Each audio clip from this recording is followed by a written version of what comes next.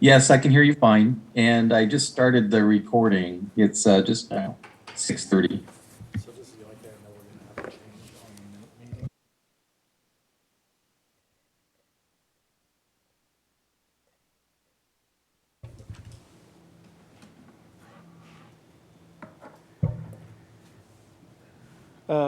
Yeah, it was.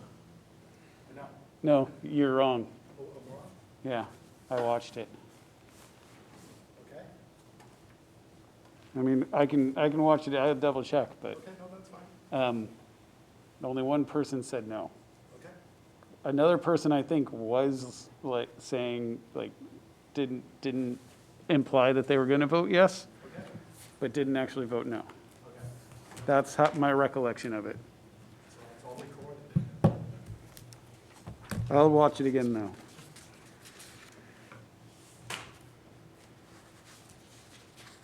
You wanna give it did you hear from Silas? You know, Joe's online. Hi, Joe. Has anyone called you Let me check Let me check. before I call to,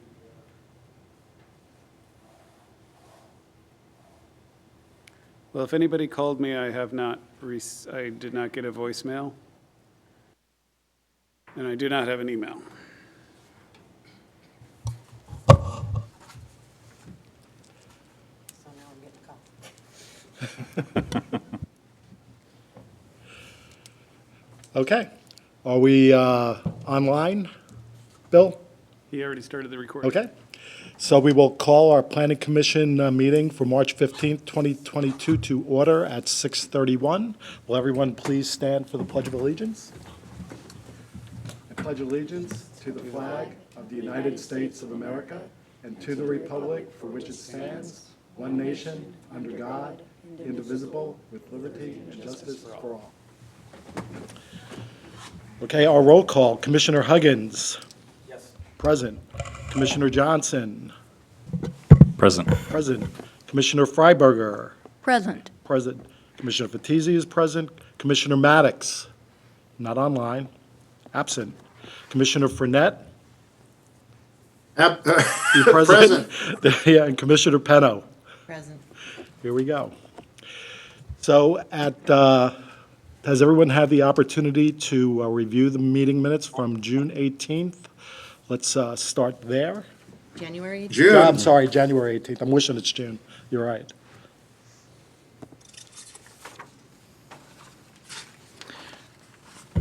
So, Yeah, Okay, Commissioner, let's let the online go first. Commissioner Fournette? something doesn't add up with the chairman and vice chairman motion passing. Specifically? It says 5-1, but it's listed as 5-2.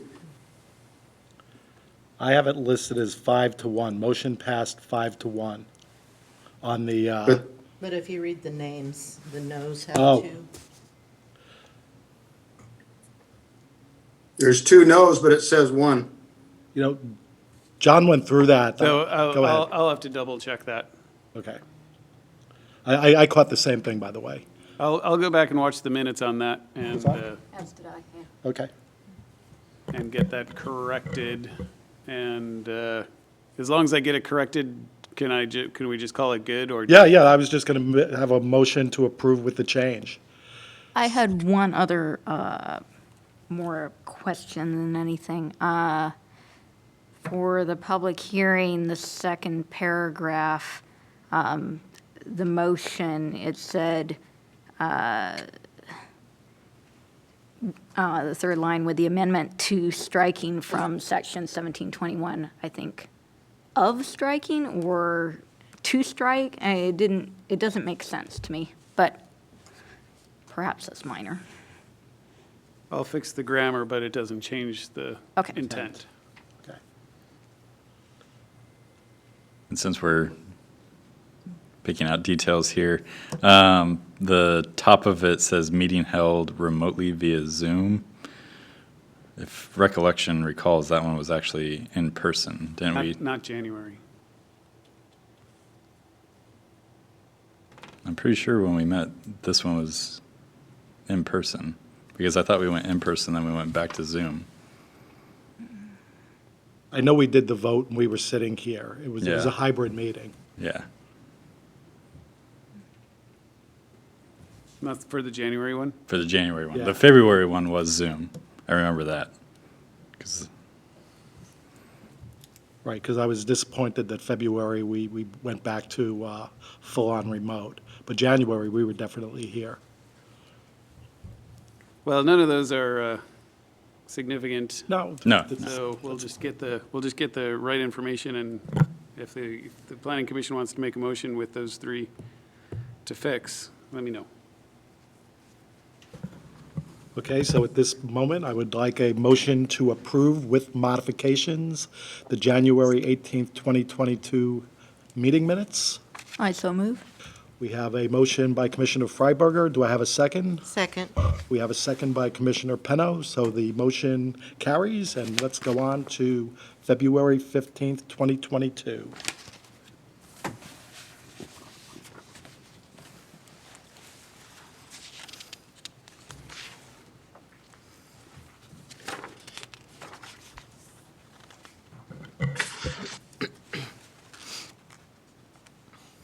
Any comments, anyone? I would move to approve the Planning Commission minutes for February 15, 2022. Do I have a second? I'll second that. We have a motion to approve by Commissioner Johnson, a second by Commissioner Freiberger. The motion is approved and carries. So on to the general. Usually you vote after you have a motion and a second. Wait, say that again? Usually you vote after having a motion and a I second. apologize. Everyone, thank you. Everyone in favor of the 1/18/2022 motion, say aye. Aye. Aye. Motion carries. For the February 15th, 2022, Aye. Aye. favor? Motion Aye. carries. I apologize, I'm still refining some of my process here. So on to the general public comments. So I will open the general public comments at 6:37. Is there anything that was submitted to staff? Email or anything else? Nothing? Bill, do we have anyone online that would like to comment during this segment of the meeting? I don't see anybody online. I don't see besides, anybody. Joe Fernet. So I will close the general public comments at 6:38. So, John, would you like to do an introduction for our public hearing segment that is coming up right now? All right, so since there's nobody online and nobody in the audience hasn't heard about this, I'll spare the Planning Commission a lengthy overview of what you've been working on. So we had a pretty good discussion at the last Planning Commission meeting about the proposed amendments to the Design Review Standards and Guidelines Manual to address development and building modifications in the Central Business District. After several meetings and several iterations, we took the Planning Commission's feedback and plus a few things that I panicked about while thinking about this in bed various nights and tried to address everything. The idea was for today's to be a perfect project, perfect rendition that the Planning Commission could approve. But if not, hey, no big deal. We've been working on this a long time. We can work on it longer and make sure it's perfect. It needs to be perfect. If you haven't read through it and you're like, I don't know, or if you've read through it and you're confused, or if you just disagree for whatever reason, now is the time, even if you're unsure, now is the time to let us know before we totally go forward and make this the final product.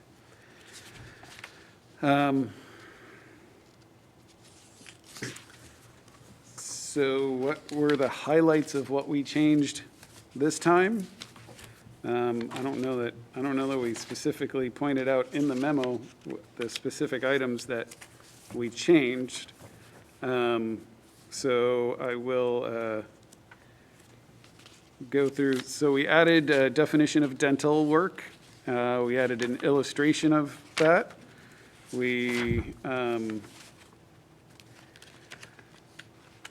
clarified the difference between a mullion and a muntin. Mullion and muntin, if you have any questions. It's, Nicole did a great graphic on it in the last page, second to last page of the document itself. Mullions are the things like in the window, and a muntin is the post in between two windows that are put together. So like those, behind you, there's two windows. There's probably 4 feet or 5 feet in between those. That probably doesn't count as a muntin that probably does not count as a muntin. But if they were pushed right up against each other and there was just a little, 6-inch band, that would be a muntin. And then, so what else do we call mullions?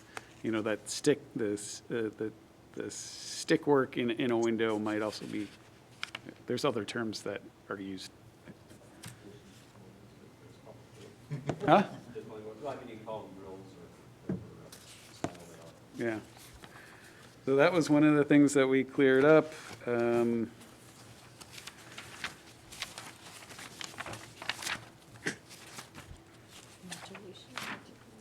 We gave definitions of modulation and articulation according to Nicole. And you can speak up and speak to them yourself if you. Modulation, so hopefully the modulation makes, agrees with the way this, Mr. Huggins felt it was, should read. We gave an illustration of modulation. We, by we, Nicole did most of the work. I just gave her my notes and looked it over. Gave an illustration of Art Nouveau and false front. We used local examples, by the way. I don't know if you noticed. So as to not be just stealing things off the internet. No, I noticed and I really appreciated that. Yeah, Thank you. Yeah, totally. So Nicole also went and took most of those pictures on a day that was not too rainy. We moved modulation and articulation of windows shall architecturally respect the modulation and articulation of the adjacent buildings to standards. It was under guidelines. We cleaned up under the standards section under general storefront. The number 5 there,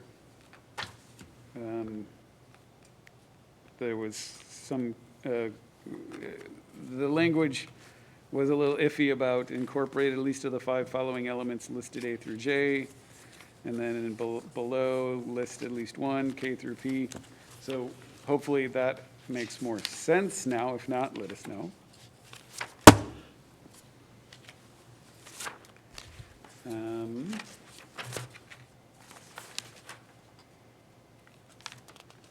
We came up with more marquee, canopy, and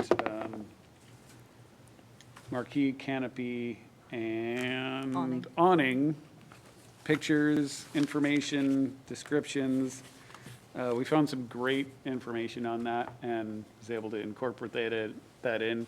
We were unable to find any canopies in our town, which kind of makes sense because the way the description of a canopy is it's adjacent to the building, but it can either be separate from the building or adjacent to the building on one end but it will be supported by legs or some other sort of support on the side away from the building, whereas an awning just hangs off, it's cantilevered.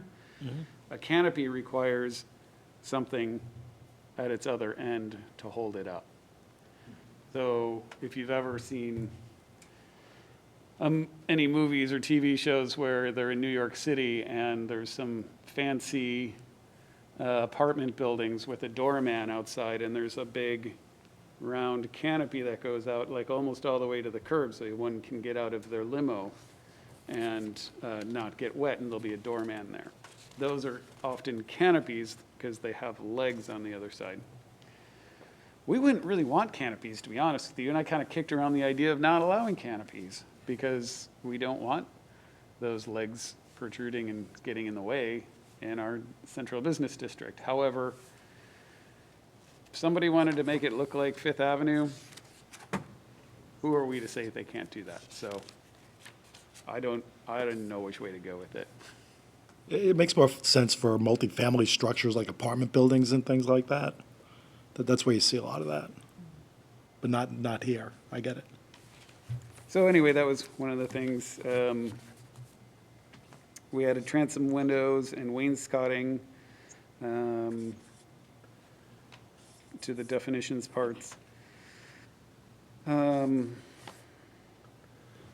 I feel I made one other panicked move that I thought we needed to do, and I'm blanking on it right now. Oh, we made a lot of changes about roof pitch. And why don't I direct you to that section? That's also going to be under general storefront, or general building frontage, I believe is where we put it. Is that correct? Standards. Under again. standards. General store. So page 8, Yeah, try to put top. thank you for finding that for me. Starting with number 7, added buildings in the downtown core. So that's the area that, we often refer to as within the blue line. It's the historic area. And Ferry Street and State Street and any part of Metcalf Street is the core. Broke this out into several different ways to look at this. So the buildings in the downtown core shall have traditional commercial flat roofs with parapets or roofs with a pitch low enough to be obscured by a parapet. So what we're saying is, if you look at every building in the downtown core area, all of them, except for 2, have flat roofs, or a flat enough roof where a parapet obscures it mostly, at least from the front. The 2 buildings that do not is the library. That has kind of 2 shed roofs. It's not a peaked roof. It's not a gable roof. It's more like 2 shed roofs. So you see a lot of roof line on that building. So I want to be very clear that the library would not meet this design standard. Aside from that one, the Whidbey Island Bank, or Heritage Bank, or whatever it is, it's closed now, has traditional hip roof, which, hip roof is, it's like a gable. So you got a pitched roof with gables on 2 ends. A hip roof would be, so you got your pitched roof, and you take away those gables on each end and put more pitches to it. So they kind of like a salt box where it has 4 pitches on each side. And has no gable. Right, yeah. We've eliminated the gables and replaced it with 2 more pitches. So the Whidbey Island Bank has hip roof. Aside from that, the old marketplace has a ridiculous roof line that when you approach from the west, looking east at it, is roof. When it was redone as Marketplace, Pioneer Marketplace, they went through a lot of effort to put up a large parapet to help obscure that. Now, you can't really do a whole lot with a building with a roof that big, design, and still block it. So they did what they could to give it that parapet look.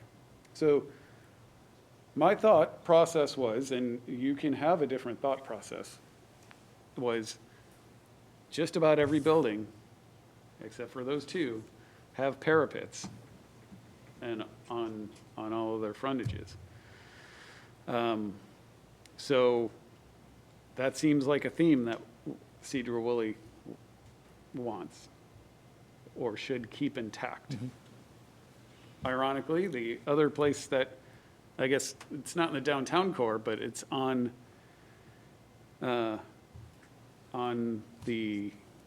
Metcalf is this building. So we've got kind of a flat roof. So this building would pretty much work. Across the street, there's, Silas' house is a normal house. The new live-work units have pitched roofs. So they would be affected by this, the way it's written. You wouldn't have been able to do that in that location.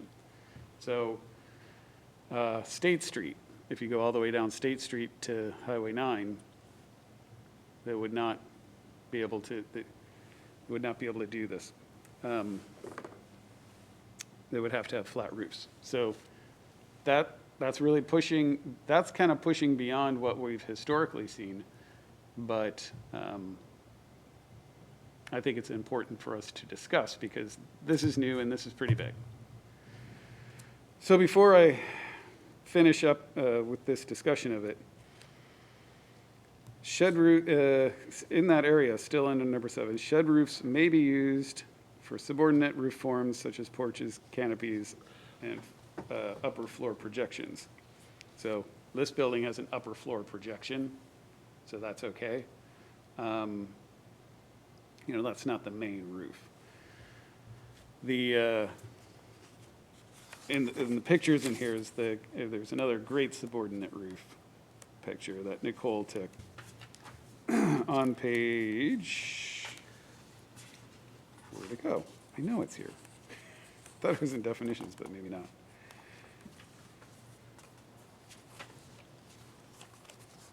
Help me out, Nicole. Okay, page 6, the Cascade Fabrics building. So that's got basically an awning up on the 3rd floor. That's a shed roof. It's subordinate. Totally good. It was probably added after the original building was built, I suspect. I don't know. It's interesting, quite interesting. I would have assumed it was at the main time, but when it was built, but maybe not. So that's what number 7 says. Number 8 dials it back a little. But it's not referring to the core anymore. So buildings over 2 stories in any part of the central business district, but outside the downtown core, shall have traditional commercial flat roofs with parapets, low pitch roofs that are obscured by a parapet, or may have a shed roof with a minimum of a 3-foot eave on the street-facing side. All roofs except shed roofs described above shall include a parapet on all sides. So what that says is you can do shed roofs or flat roofs anywhere in the CBD if you're 2 stories, if you're over 2 stories. So that's a tall building. That one I might stick to my guns on because once you start to get 3 stories or taller, my impression is that it should be a commercial multifamily, traditional multifamily looking building, not a 3-story apartment building. So not that 3-story apartment buildings can look bad. The ones over there across the street from Cascade Middle School next to the subway outpost, that's 3 stories. I believe that has kind of a mix of hip roof. I don't think it has a gable on that one. I can't say for sure, but that would not be allowed in the CBD, even though it looks okay. the way this is written. We would be encouraging it to be more of a flat roof, like the rest of our downtown, if you go over 3 stories. Now, I don't know how many 3-story buildings are going to be built in the CBD outside of the downtown core or the main drag. Because now we're talking about like off of Borseth Street or Rita Street. Some, well, maybe on Puget Street, 2 blocks over, or Murdoch, maybe. So these are big changes. And then the third part of this is, so we've talked about in the downtown core, and we've talked about outside of the downtown core, and over 2 stories. The final one is 2 stories or less in the CBD outside of the downtown core. May have traditional flat roofs with parapets, roofs with a pitch low enough to be obscured by a parapet, shed roofs with at least 2-foot eave or gabled or hipped roofs having a slope between 4 and 12 and 12 and 12 with a minimum of 2-foot eaves. So that's allowing for just about every roof style if you're 2 stories or less everywhere outside of the downtown core. But it does require eaves because buildings without eaves aren't always the best looking. But if you disagree, these are your recommendations. That was my recommendation to you.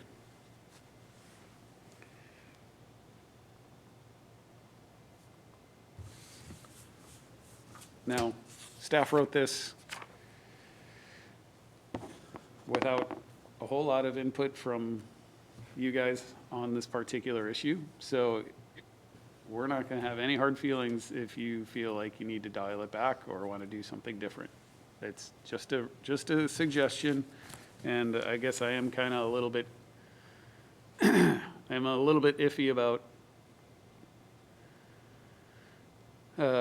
requiring flat roofs on outside of the downtown core itself along State Street and certain parts of Metcalf Street and Ferry.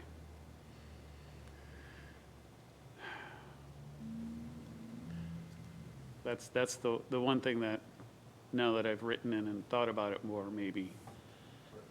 Are we discussing, or are we just? Well, I haven't even opened up the public hearing yet, which I'll open and then close after this, since nobody's here.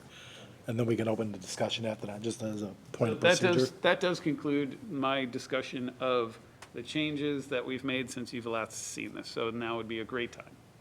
Okay, so I would like to open the public meeting portion of the proposed updates to Chapter 3, Additional Standards for the Central Business District, and Chapter 11, Definitions of the Sedro-Woolley Design Review Standards and Guidelines Manual at 6:58 PM.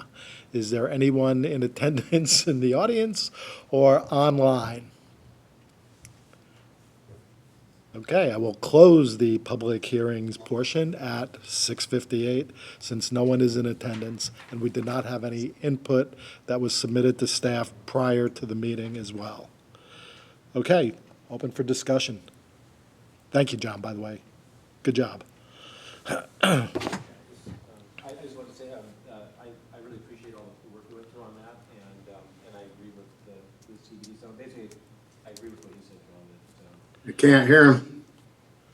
sorry, in the CBD district, it's great.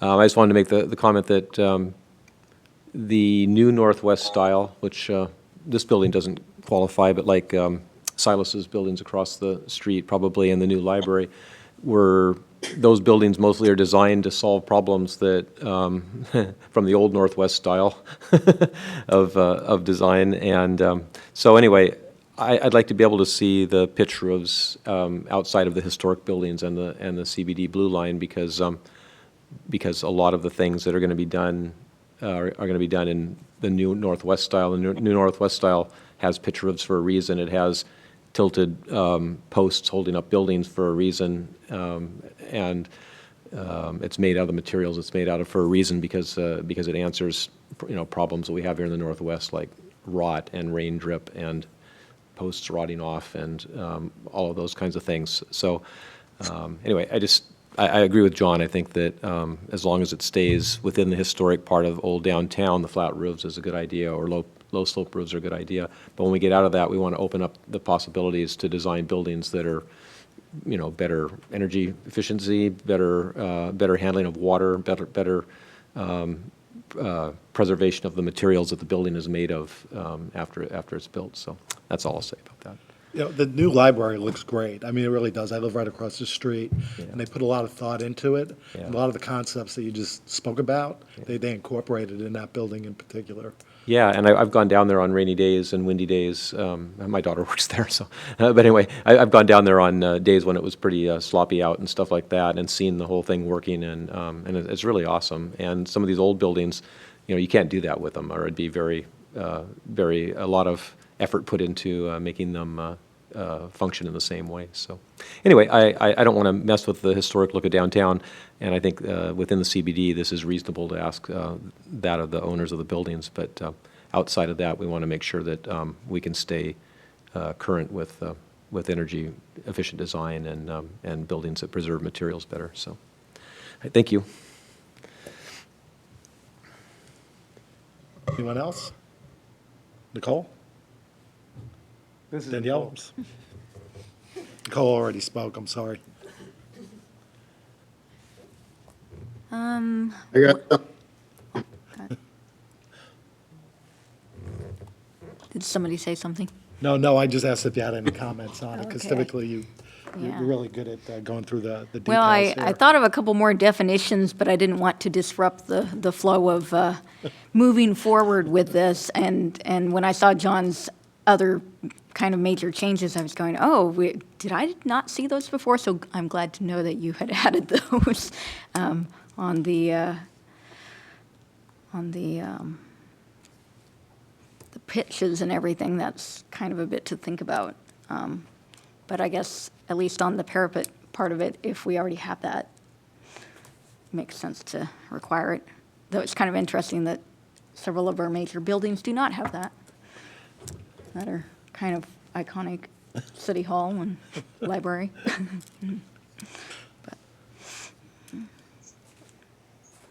So the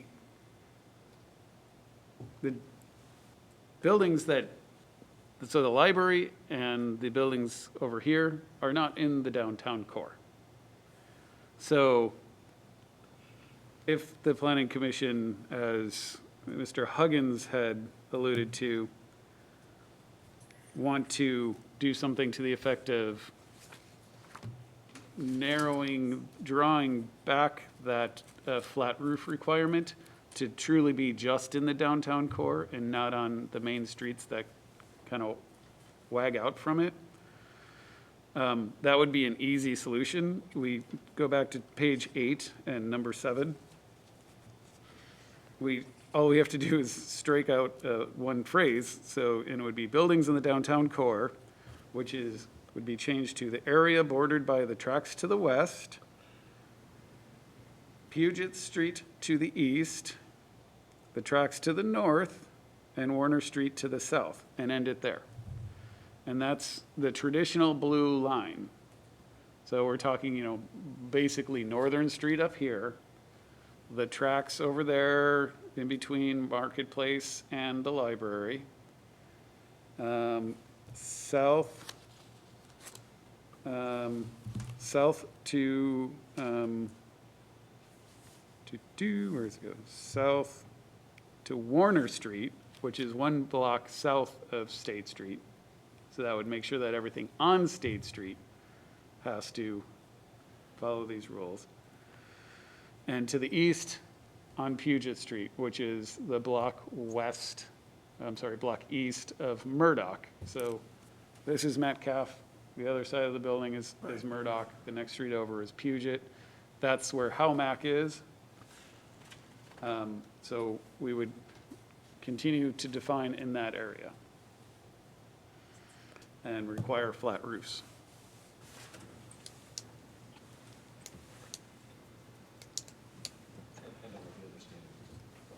Your mic on? I keep turning it off, I'm sorry. Yeah, and so, and all of the other standards would apply within that blue line as well, and, Well, let me think about that. This was written just with the concept of the roofs oh, okay. being in the downtown core. The rest of the design standards would apply to all of the central business district. Okay. Could be a can of worms, really. I mean, if you want to start thinking about design standards being different outside of the central business, outside of the core, which, in all truth, in all fairness, if somebody comes to our building department with a duplex proposal on Rita Street, outside of the blue core, these kind of go out the window a little bit because, it's not, it's not a big commercial building in a highly visible area, so we're pretty lenient on the design standards. But if somebody comes in and wants to do something on State Street outside of the blue, we're going to have much higher standards because it's highly visible. That is the entrance to our downtown core. It is the heart of our city, and it's highly visible to 20,000 or so cars a day, I believe, go through on State Street. Is that still accurate, Mark? I don't know if you're paying attention, if you're listening or not. I'm sorry, John. Do you know about how many cars drive on State Street per day still? Last I saw was like, Yeah, it's 8,000 to 9,000 east of Highway 20, and slightly less than that west of Highway 20, but it's fairly high. okay, thank you. You're welcome. Wow. So there's a lot of vehicles on that. Ferry's not quite like that, but I mean, Ferry really does feel like the entrance to our community, more so than State Street even, in my opinion. And that's one thing that when designing these standards, I wanted, I really envisioned what's going to happen on the old Ford dealership. It's a vacant lot. Took the words on right out of both my mouth, sides. yep. So I'm envisioning a continuation of our central business district. However, if we want to, does the Planning Commission think it's important to make it look like Metcalf Street with historic brick parapet flat roofs? Or do you feel like that's an area where we could allow more current styles like the Northwest style that would be kind of a mishmash of this building, that projecting roof part is very much Yeah. Northwest style, the bricks, the angles, not necessarily stucco, but sometimes stucco. Exposed wood beams always look nice, but, doesn't have the flat roof. The library falls somewhere in the new Northwest style. It doesn't have enough eaves really to be a true Northwest style building, because usually there's large projections with the eaves on those buildings, and that one has short eaves. Yeah. So what is the Planning Commission's vision for these entries to our community? It's an important question. I wanted to clarify my point too. So the real thing that I'm trying to do is I'm trying to walk a line, because about, I'm trying to remember when, probably about 2006, 7, 8, somewhere in there, we were working on housing element. And we had this same lengthy discussion about roof pitches, but then it was about residential areas, and we were saying that we didn't want any more flat roofs in the city in residential areas, and that wasn't just me. That was all the planning commissioners, because we've either worked on them or do it, or they live in one like I do, which is a low slope, and it's a disaster in Western Washington. And so we were saying, houses should have at least a 3 and 12 pitch for houses. But then in downtown, we have the issue where we have the big buildings are historic buildings are all pretty much low slope or flat. And so where do we draw that line, or how do we ease that into the housing one, which I think still clearly states that you have to have a pitched roof of at least 3 and 12. At least it was in there at one point in the housing element. So that's all I'm trying to do is not walk the pitched roofs all the way back, but yet keep the historic look of downtown. So anyway, that's what's in my mind. So just for my own mental imagination here, so still kind of keeping the parapet look, just having the sloped roofs versus flat roofs? Commercial buildings, so for commercial buildings, they usually have more money in the projects, so they can build membranes and they can do all this really fancy stuff. The membranes and stuff I've seen put on houses and stuff are not particularly good and don't last well, and you end up with big leak problems. But anyway, I'm not trying to change the downtown. I'm just saying is where do we draw the line? At what point are we holding back better design for the Northwest? To keep our downtown looking historic, I guess is what I'm saying. So I'm not trying to change anything with the old buildings that are actually historic, but what about when new buildings come in, either inside the blue line or just outside the blue line, and they want to do them in whatever style, and they don't want to put a low slope roof because they can collect water a different way, or they can shed water a different way, or a better way, or whatever, So my training is as an architect, so I like to leave as much wiggle room for engineers and architects to do their thing, it's all they do, so they tend to think things through pretty well. So anyway, that's the spot I'm trying to find is. Do you see a difference between a 2-story building and a 3-story building? Yeah, because, the lower the stories, the more visible the pitched roof. If you're over 3 stories, it doesn't matter whether it's pitched or not. You're never going to see it from the street. So, as you're driving in and going down the street, it doesn't matter whether it has a pitched roof or not. Under 3 stories, you are going to see the roof pitch if you don't put up a parapet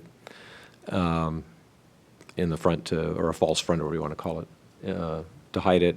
And 1 story, you can probably actually see the roof even if it's flat, unless it has a parapet. So,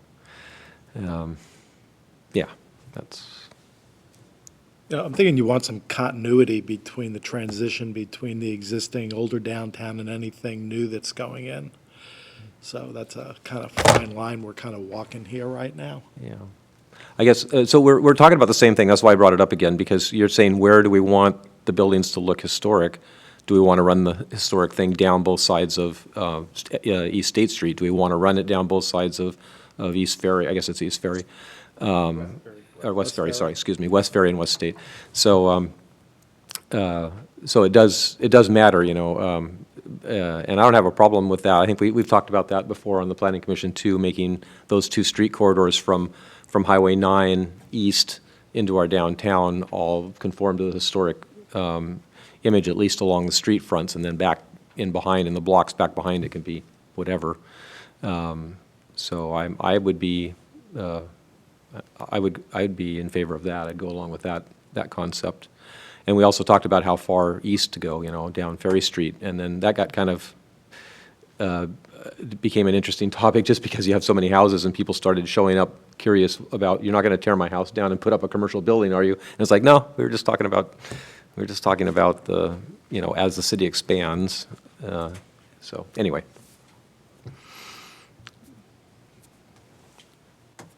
So that's my vote for that. I would be fine with extending the look of downtown, the CBD's Blue Line down Ferry and straight State to 9, just along the, both sides of those streets to.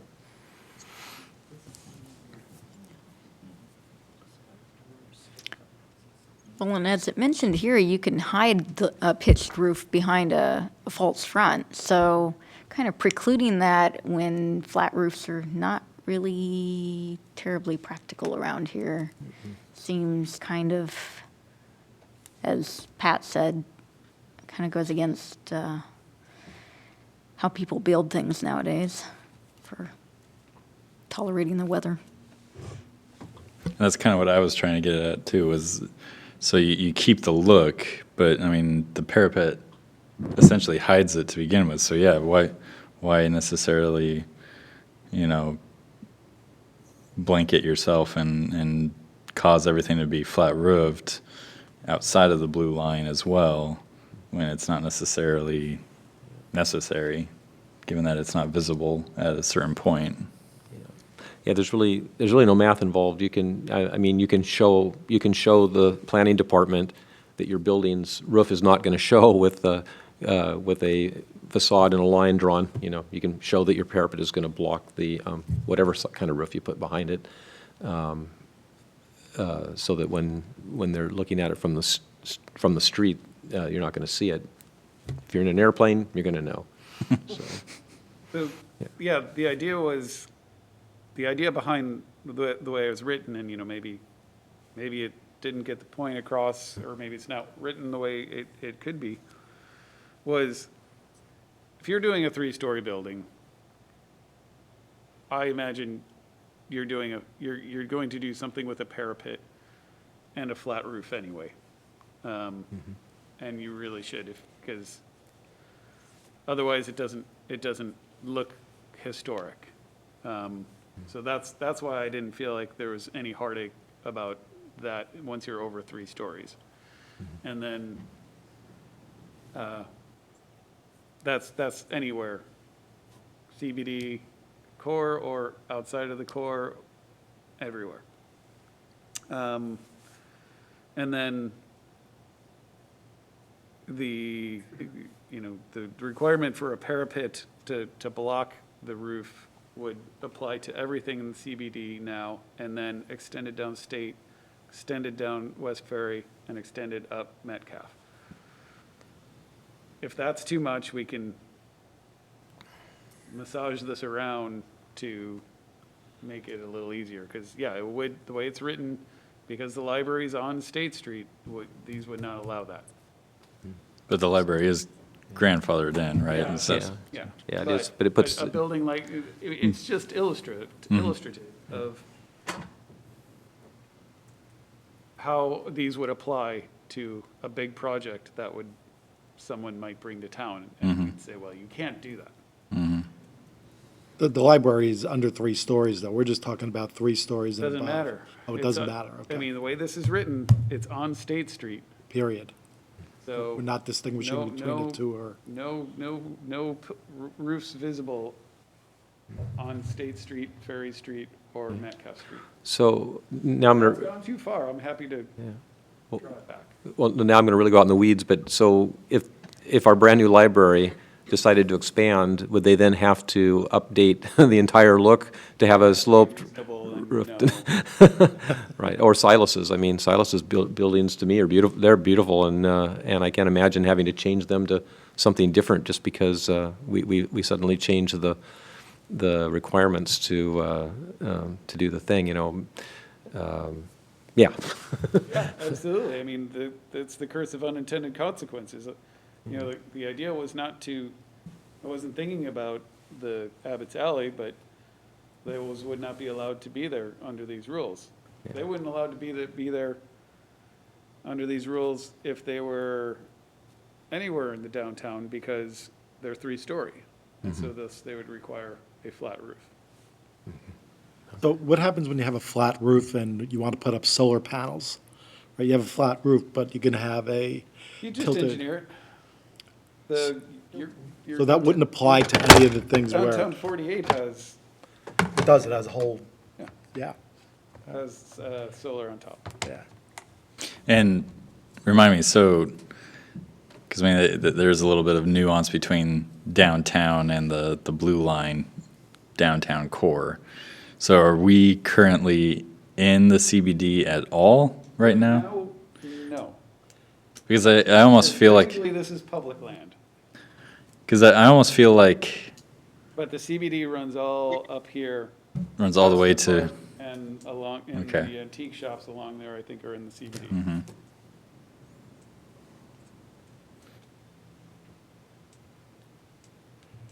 I mean, I guess that kind of what my mind's trying to get at is like there's almost like a different nature to those different offshoots. Like I do kind of feel like West State and West Ferry almost is like an extension of the downtown and probably should, resemble that core characteristic. But once you get past Metcalf heading east on both of those streets, then you're kind of transitioning. It's more of a transition now into, residential. And then when you get north of the old, train tracks heading north on Metcalf, there again, you're kind of, this is almost like a no man's zone for for style, because you kind of got like an industrial feel. You got like the public property, you got a park, you got residential. It's kind of like a whole patchwork of kind of different And natured aside properties. Aside from the three properties right here, the residential house, Abbott's Alley, and then the lawyer building. McCann's. Aside from those three, everything up and down here is a flat roof. So that still is kind of the style along here too. So this is the line of thought. What is the planning commission's vision for development along here? Like, before this building went here, this was kind of no man's land over here, right? And now all of a sudden it's become a more popular place where people are walking and going to with the park, and Abbott's Alley is developed. Coho is a popular spot for people to visit. If the old Skagit building would be redeveloped, that's very possible for that to happen. Someone finally just decide to go in there, or he decides to sell it for, just to get rid of it, and somebody redevelops it because they get it at a good cost. It's very possible that large swaths of this area, large swaths of West Ferry Street will develop and become the new vibrant part of the city. And so what does the planning commission want it to look like? Do you want it to look more modern Pacific Northwest style, which is absolutely beautiful and wonderful? Or does the planning commission's vision for those streets fill more of the historic Metcalf Street, which would be artificial because that part of town never was like that. But as cities grow, you want to have your design ideas to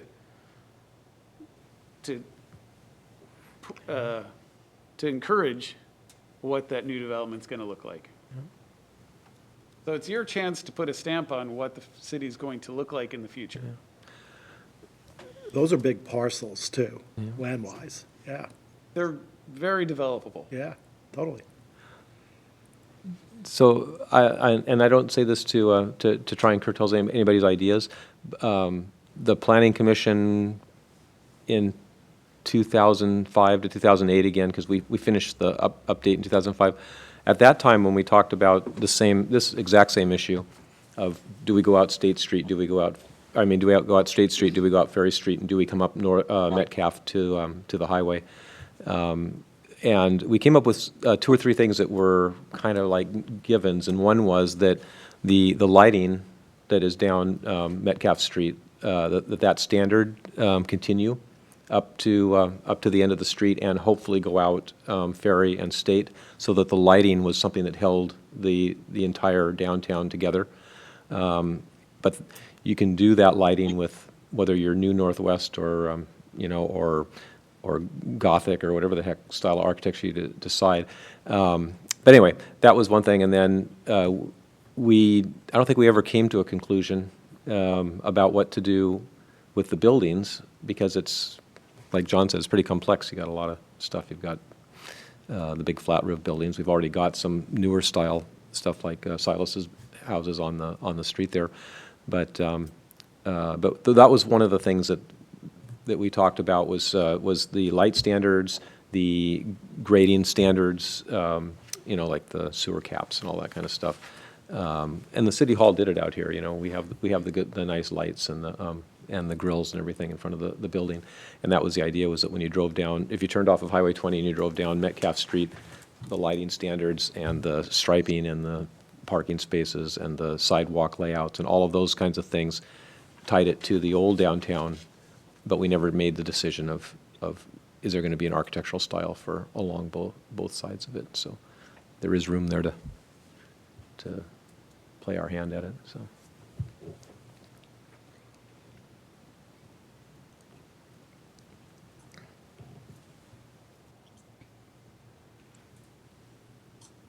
I'm kind of tempted to preserve what we have and in the blue area, but not limit things as much for new construction outside of that, just because, I mean, cost, weather, you know, things like that. I kind of like you said, it wouldn't actually be historic to build buildings like that are not, I mean, they didn't exist back then. So, I mean, outside of that, but. So one option we have is for you guys to really chew on this, and we can talk about it next time. Especially if we're going to make it perfect. And, you know, I might like to throw some stuff about lighting in there too. Yeah, I like that idea about the lighting. Definitely Lighting I keeping like that. a lot, yeah. Yeah. The point just being that you don't have to have everything look the same to have something look cohesive, I guess is the point I'm making. Yeah, and that's kind of what we agreed on, and we didn't get beyond to styles of buildings and stuff like that, but we did get to the point where, like, if we can make our street scheme and our lighting scheme and all of that the same, then what happens along the way with the buildings maybe isn't quite as important, other than the historic buildings in the downtown core along that stretch. So. I guess I'd kind of hate to preclude, you know, something else going in like Abbott's Alley, you know, and I don't know that somebody want to do that with a flat roof. It's just, you said there's definite issues with that on residential, so. Yeah.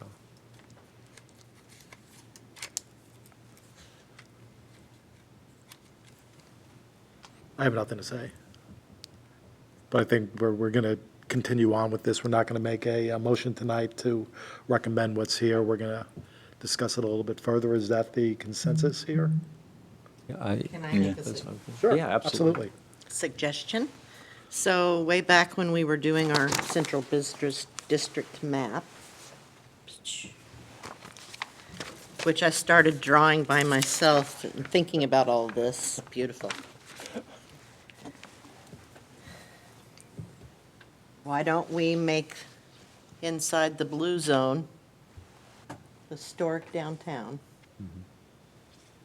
And outside of the blue zone, you could start, because I like the buildings, the library and the other buildings like that. So that would give you West Ferry, where the old Ford, they could build something like that there. But basically, from the tracks to here, we would keep as historical.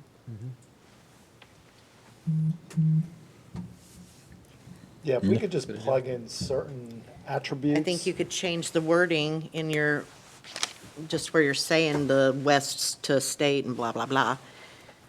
Just Yeah, change. so what I would be able to do is leave it, like number 7, just, and then I also have a definition of downtown core in the definitions, and change the definition from what it is now and just leave it exactly it is, except stop it when it starts talking about the streets that, West Ferry, Metcalf, and West State. And just Right. leave it as the blue line. Me being a very historic person and wanting to preserve all of that, I believe inside this blue is our historic area.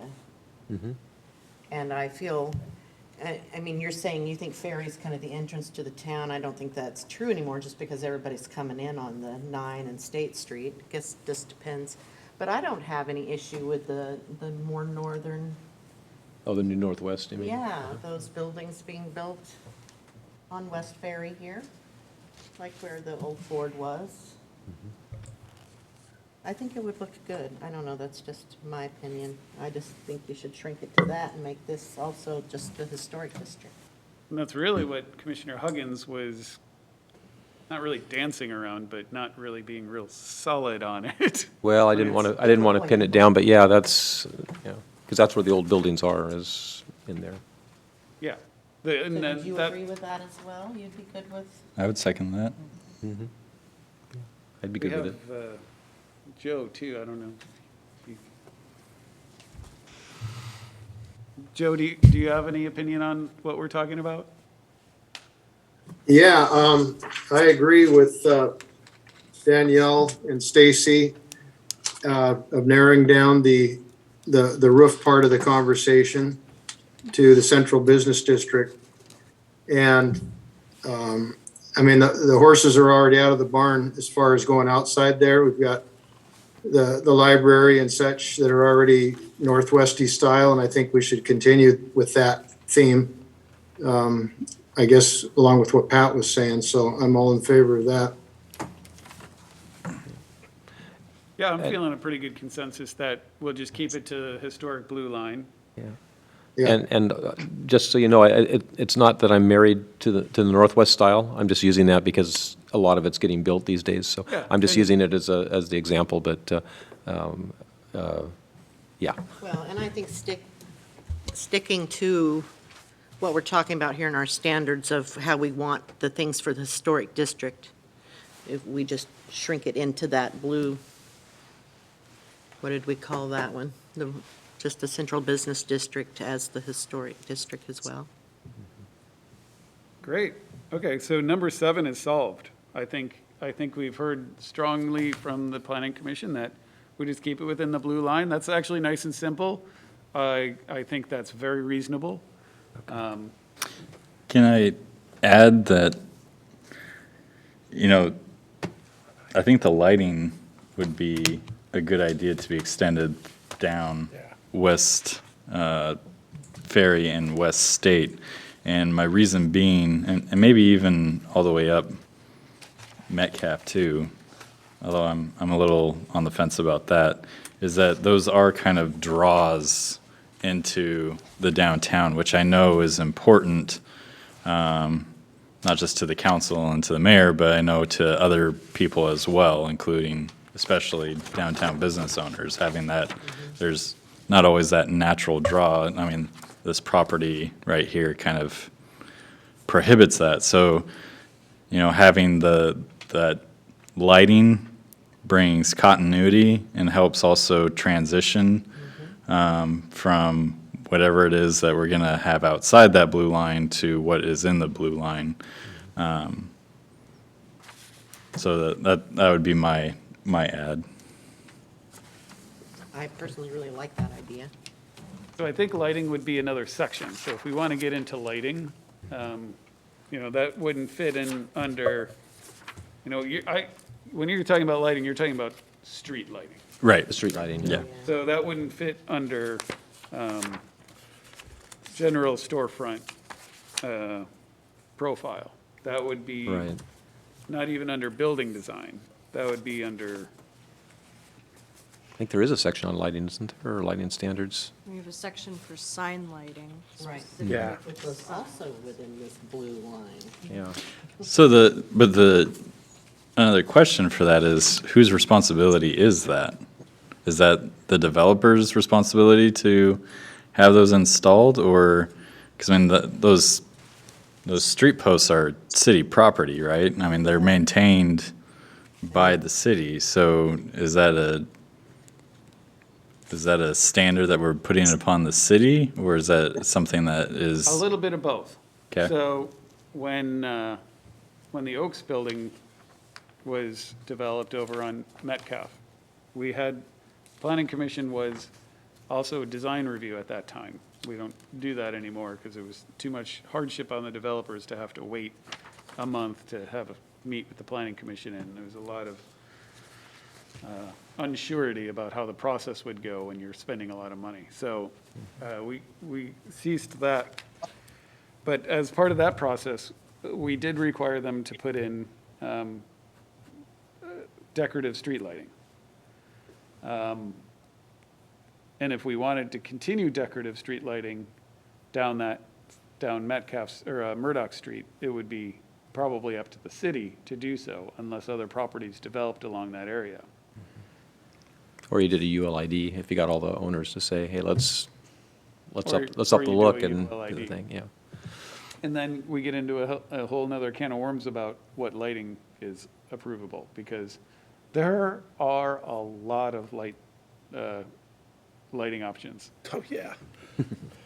And the ones that we have in our downtown are beautiful, but terrible. Usually money suck, right? They don't put out any light.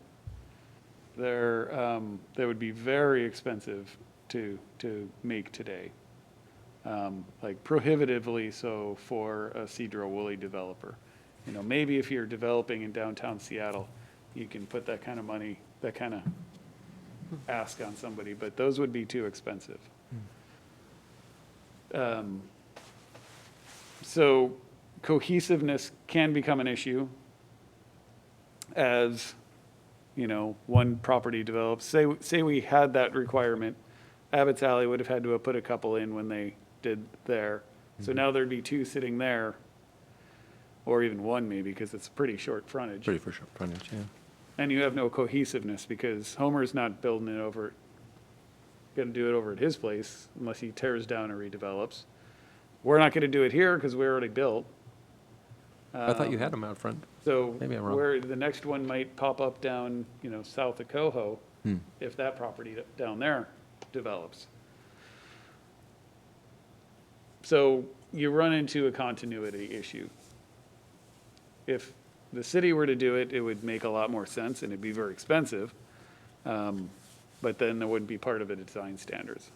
But if it's important for if you think about it on West Ferry, if somebody develops the Ford dealership, yeah, it makes sense to have if they were to do both sides of the road, you would want those lights to have some continuity and they would be able to do so. So, I don't know, maybe we write it in such a way if you're gonna develop an area over a certain amount of frontage, then you have to put in decorative streetlights. I'm just spitballing here. Why don't you guys go? I'm sorry, I'm stealing. No, it's an interesting point. I was aware of that because we had trouble at some point. They were talking about just doing away with the downtown lights, and everybody decided that they were too much a part of the Sedro-Woolley look to not have them, but that the lights were almost prohibitively expensive to operate. And I think they put in some kind of less expensive bulbs to operate. We in them, got but- LEDs in them now. Yeah, but they're still expensive to. Well, I mean, if one breaks, like getting a new globe is Big deal. not all that easy. Okay. I mean, it's not all that hard, but it's, you know, those things are expensive, and we own those ones. Yeah. That's different. A lot of lighting is owned by PSE, and we just have a franchise agreement for them to maintain it. So streetlights are a whole nother thing. Okay. They get expensive. But they are important because it's very welcoming at night. If you're coming up Metcalf, it looks great. I mean, so anybody coming into the city, they actually know that, hey, that's the downtown. I mean, people Yeah. coming up Highway 20, all you see is the industrial area, and you're like, what is this place kind of thing? You Right. Well, come it's up already- Metcalf, it looks beautiful. Yeah, it really does. It's already bright enough on Medcat. Even if you don't know the city and you come underneath the trestle, you're going to turn to the right because Yeah. it's bright. Yeah. And it draws you in. So Yeah. But I take John's point that there'd have to be some mechanism to make it happen for smaller developers. For the larger ones, you could probably get it from them, but the larger, or the smaller ones, you might have to have some kind of a fund through the chamber or something like that, or a loan system or something for lights and signage and that kind of stuff to make it work. And your points are kind of why I was really hesitant about the whole straight up Metcalf. But I mean, the West Ferry just, in my mind, lends itself to that, because if you're, those big lots, I don't think are going to develop piecemeal. I think whoever's going to buy them is going to buy them all and is going to develop all of it. So I'd imagine that that would be like the most prime location to have such a standard. Even West State Street is a little bit, I think it's easier to justify it than northern part of Metcalf, but definitely the West State Street. But I don't know if that's just being too pinpoint. Yes and no. These are design standards. You were saying we're really in the weeds now? Yeah. The design standards are the weed patch in which you pay attention to the weeds. Yeah. Like everything is spot down to millions, right? I mean, we're talking about the minutia here. So it is appropriate for you to be discussing these things in this element, in this section of the comp plan, or the design standards, so. Yeah, and I'm not suggesting this. I'm just saying that I've been to several places. One, Seaside in Carolina, and Centennial in Florida, and Steamboat Springs, Colorado is another one where they have they carry it all the way through the community. I mean, even out into the residential areas, you have a streetlight standard, you have signage standards. So, I think we wouldn't be unreasonable to say that we're going to do it down 3 streets in town, basically. The West Ferry, West State, and Metcalf. That's not being crazy with it, But it's very nice, You go to those cities and they feel very, very cohesive everywhere you go. You're in Centennial, or you're in Seaside, or whatever. So.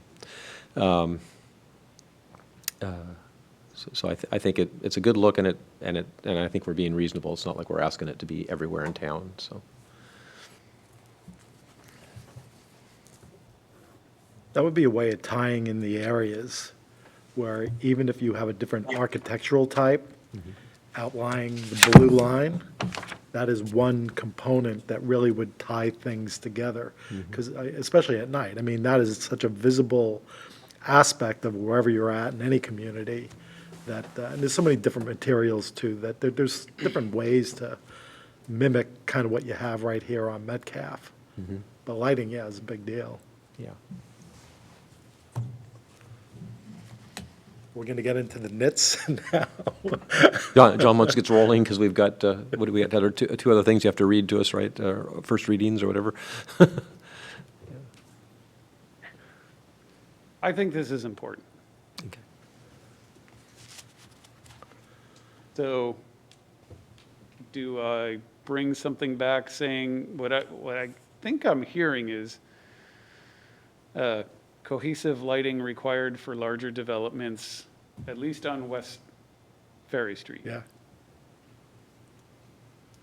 Should I bring something like that? I'm in for that. So What is Joe Frenette doing? Is he nodding? Are you nodding? I'm driving up and down the roads on Google Map, and right now I'm going up and down Ferry. And the major difference I see between the two areas is Ferry looks very industrial with high, like 3-phase wire everywhere, Yeah, that's direction, that's a substation. crisscrossing everywhere. I suppose all that's going to have to go underground someday, but I don't even see where you could put street lighting up along there. So it's going to have to go through some major changes before it starts looking anything other than industrial right now.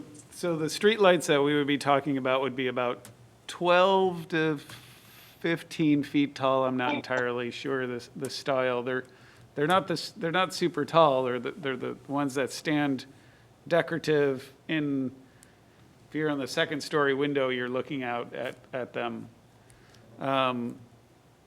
We would still, as part of any development, require streetlights. The typical Cobra head off of telephone poles and those kind of things. Then Yeah. those would all still probably be there unless, we came up with a plan where these decorative lighting could achieve all of the safety needs but the overhead power lines would not preclude development of streetlights of any type on the city streets. I don't think you could do anything about that anyway, as far as that substation and all the high power stuff. That's a major utility for a pretty wide area. That, But if you drive up and down Metcalf, you see very few overhead power lines. Nothing parallel to the street, just a few across the street. But Ferry's the opposite. There's tons of wires going up and down. Just looking at the differences, what it would look like. And there's street lighting, but they're, 1950s or 60s. I guess what we're driving at is, is this something the planning commission wants to see? If someone develops along West State Street, would the planning commission like to see cohesive decorative street lighting similar to, but totally different than the street lights that you see on Metcalf Street downtown now? The idea being. Yeah, I'm all in favor of the cohesiveness. I'm just trying to look at the practicality of it, but yes, I'm all in favor.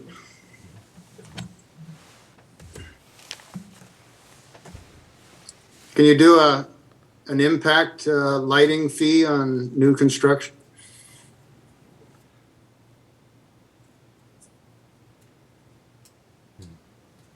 Well, it couldn't be an impact fee, but I'm wondering if we couldn't create a special fund that would be a code revision to require to contribute to the downtown lighting fund.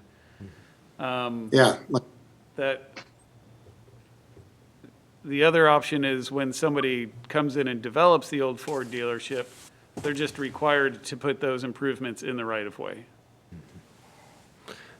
Yeah, you just made me think of another one, and I don't remember when it happened, but maybe when they did the sidewalks, at one point they redid all the sidewalks up and down Metcalf, and I think that was at the point where they said that all electrical had to be underground, and I don't think you can do that with those big Puget Power feeding lines that are Not the 60 regional- feet up, but, yeah, but the local stuff right along the street, right along the street, that stuff all went underground when they put the sidewalks in, and that's something else we should probably think about when we're doing this lighting and everything, is that that we would probably want to put the street side lighting and power and everything underground, especially for the big projects again. Because yeah, you guys did it on this building here, right? The power comes in, and then when it goes in front of your building here, it goes underground, and then it comes back up again because they didn't want to do the whole street just to build your building here, so, It's expensive to put stuff underground, yeah. but, they were in the way of our building facade too, so just kind of had to do it. Yeah. So what I'm hearing is you'd like to see a lighting section. I'll put something together for next time. So let me jump back to our roof discussion, because we didn't quite close it out.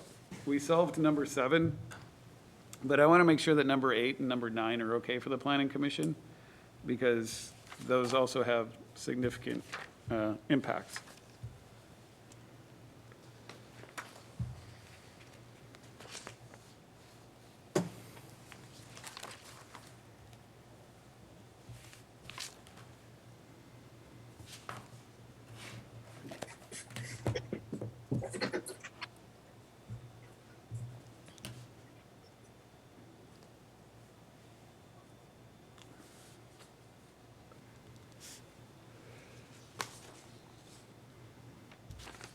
So what this says is buildings over 2 stories anywhere in the CBD, but outside of the historic area, defined by the blue line,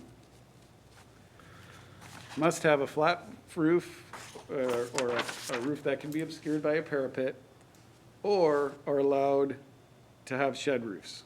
So no hip roofs, no gable roofs, just flat roofs with parapets, or shed roofs like the Abbott's Alley buildings. Low slopes, yeah. And again, it requires a 3-foot eave on the street-facing side. So I'm not entirely sure if even Abbott's Alley has a 3-foot eave. Maybe I could step outside the door and go measure real quick.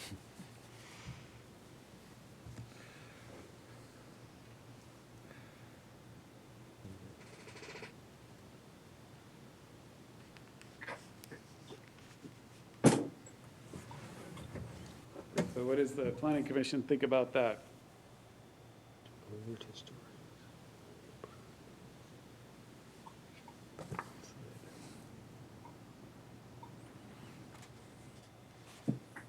And this is just for buildings that are over 2 stories.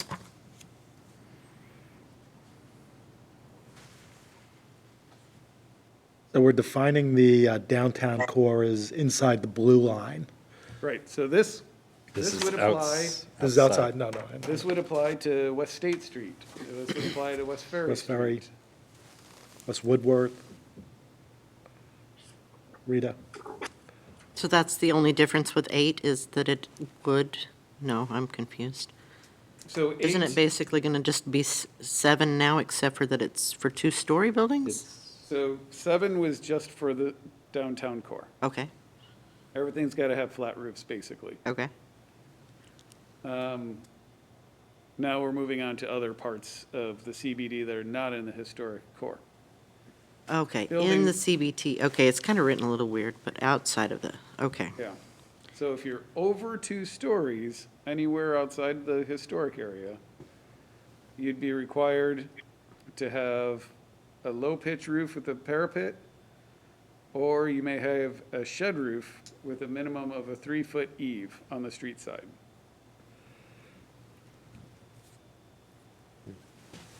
Well, I kind of think when we were talking about 7, we pretty much were allowing different style roofs now to be outside of the historic, and not flat roofs at all, or I mean, well, I guess if they want to put one, but I doubt they want to. Well, I mean, a lot of commercial buildings will still go with a flat roof. Okay, Absolutely. It gives but them- we're no longer requiring them, Not outside of the CBD. right? So we're talking about outside of the CBD, but tall buildings, only buildings over 2 stories. So a 3-story, a 4-story building, possibly a 5-story if you can keep it under 60 feet. That would definitely be a flat roof, so we don't need to worry about that. But, so this is for taller buildings. And you say would, and a you, flat roof or a shed roof. and you think it would be obvious just because they want to get the maximum out of the height, and so they wouldn't go, Well, a 5-story building, if you're gonna make it, if you're gonna make a 5-story building and keep it under 60 feet, there's no way you can do that unless you have a. flat right, roof. okay, that's what I was And getting at. probably that's can't even get it required done because anymore. of our fire things and stuff. Yes. It's part of it, That's right? our ladder truck. Yeah. max.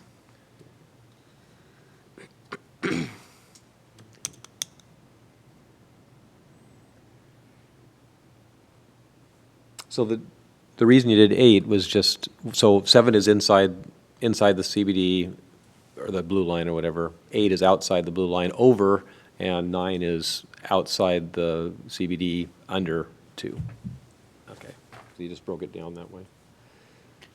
Am I understanding correctly, though, the blue line itself, or the stuff inside, is downtown core, but we're still defining, the only reason we have 8 and 9 is because we're still talking central business district, just The central outside. business Yeah, district's much because bigger otherwise, than there's the no blue. point in even having. That's what I was thinking at first too, but now I understand, so.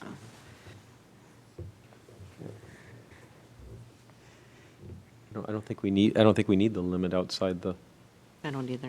blue line. I think it's whatever they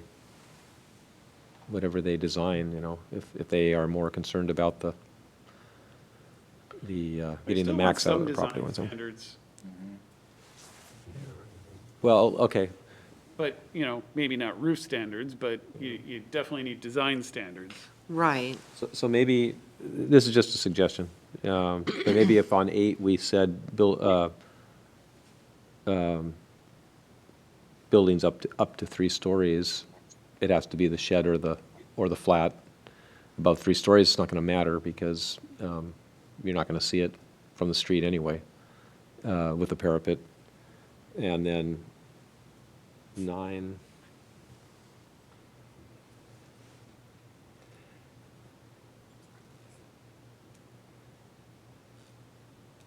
Don't wait for me, I gotta read. But anyway, I think 8, you just need to have, you just have to say 3 stories or above, it can be whatever, and 3 stories and under, it has to be, the slope or the shed.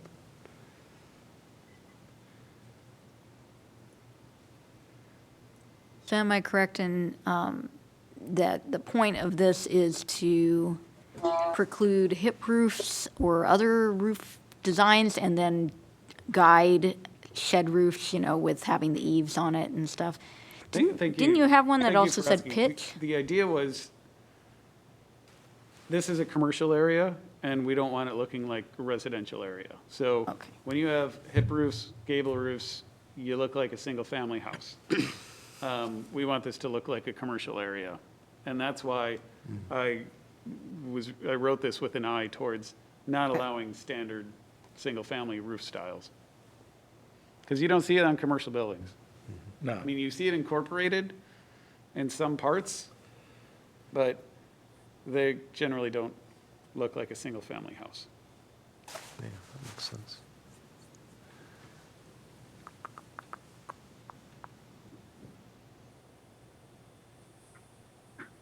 So maybe it would be easier to write just what they can't do.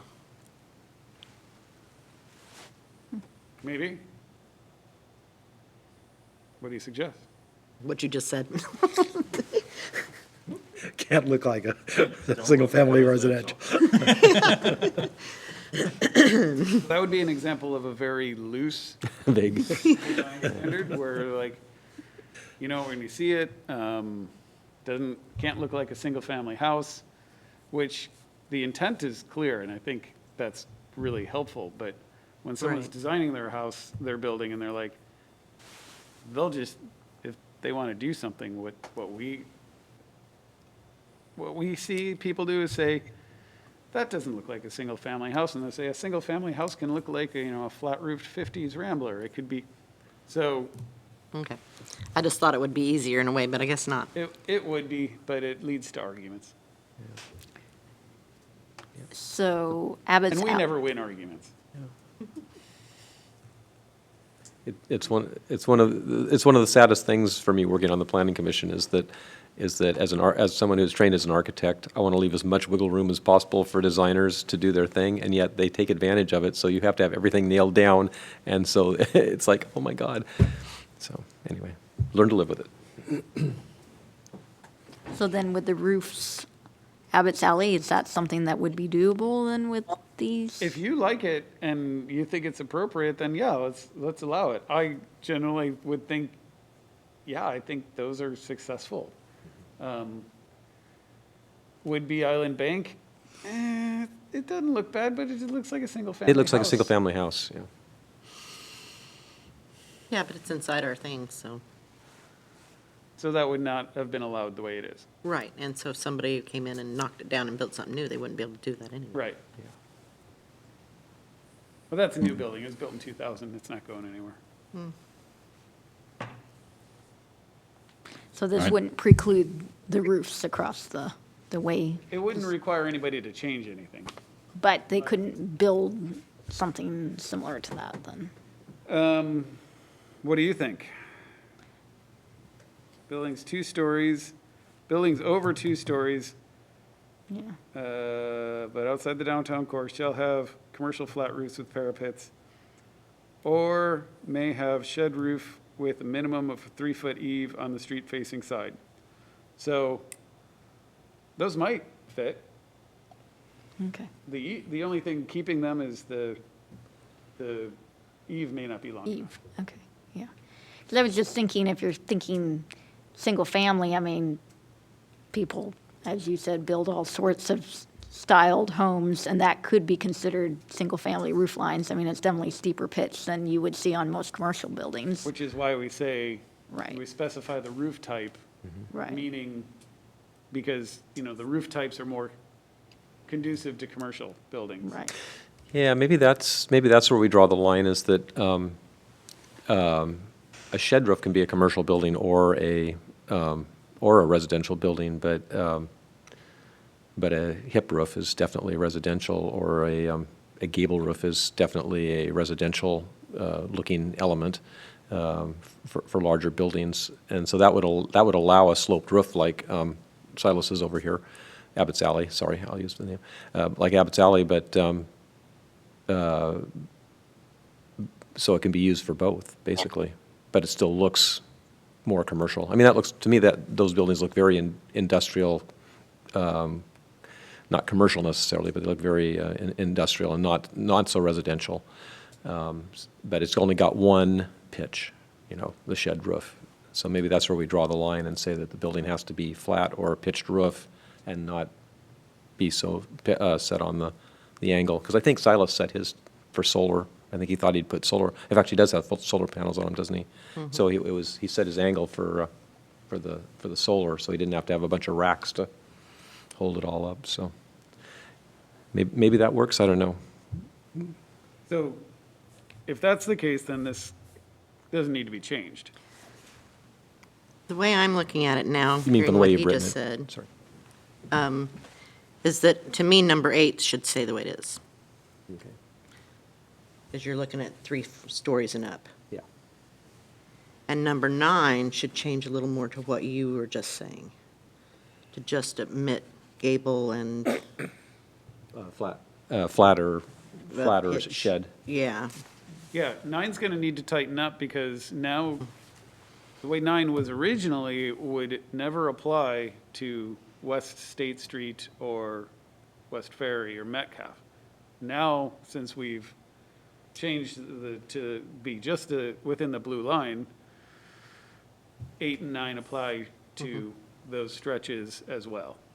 So 9 currently allows pretty much any roof type, but that's when it was really envisioned to be a 2-story on all of the non-major roads in the CBD. So 9 probably is going to take some changing. Well, maybe you leave it like it is, so that's the areas outside the. So stuff in the. Or maybe we leave it the way it is, but say, except for make another one that's break 9 into on State, Metcalf, and Ferry outside the blue line, and then make 10 for just everywhere else, and it's kind of who cares. Yeah, because what I'm seeing now is inside the blue line, flat roof or low slope shed, low slope shed. Outside the blue line, over 3 stories, just flat or shed, whatever the angle of the shed, and below, outside, dang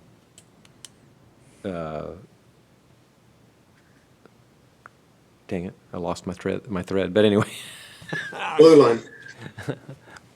so that one just would have to be tightened up a little bit to not allow the So what I can do. gabled or hipped. So let me do a little thought experiment here. And now let's just think of 9 as everything besides the CBD within the blue line And over. and excluding State, Ferry, and Metcalf. Let's think of 9 like that. Just all the other places outside of the main corridors. Does 9 look okay then?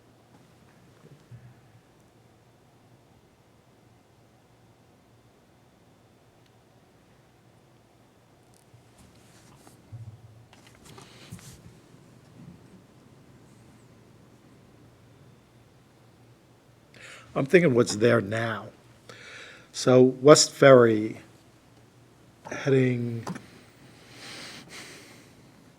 would be, I guess, to the north of Eastern. That's a lot of developable land. That's where the old car dealership was, and that's a good part of it.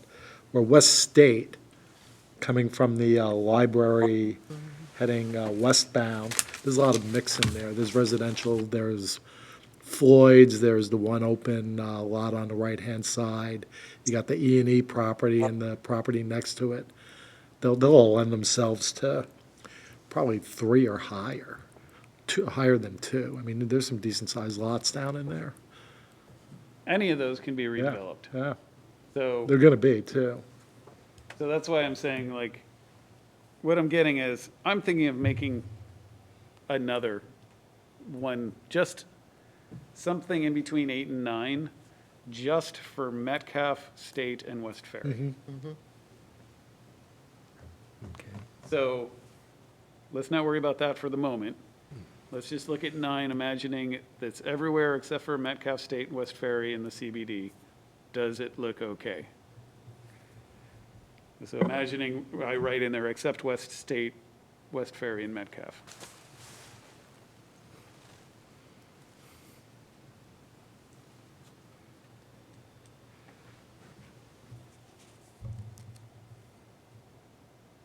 I'm okay with it, I'm okay with it. because we're just looking down here, just a couple places. I think it's okay. I'm okay with I what think it I says, think if it's you're okay, yeah. excluding those, yeah, just those areas there. Yeah, I'm just looking at what even goes on there now. because that allows, So you got this, that allows basically anything away from the, away from our Anything in there, it's corridors that gonna we want to look look pretty like the Right. downtown Right. historic Yeah. core. Yeah. Yeah.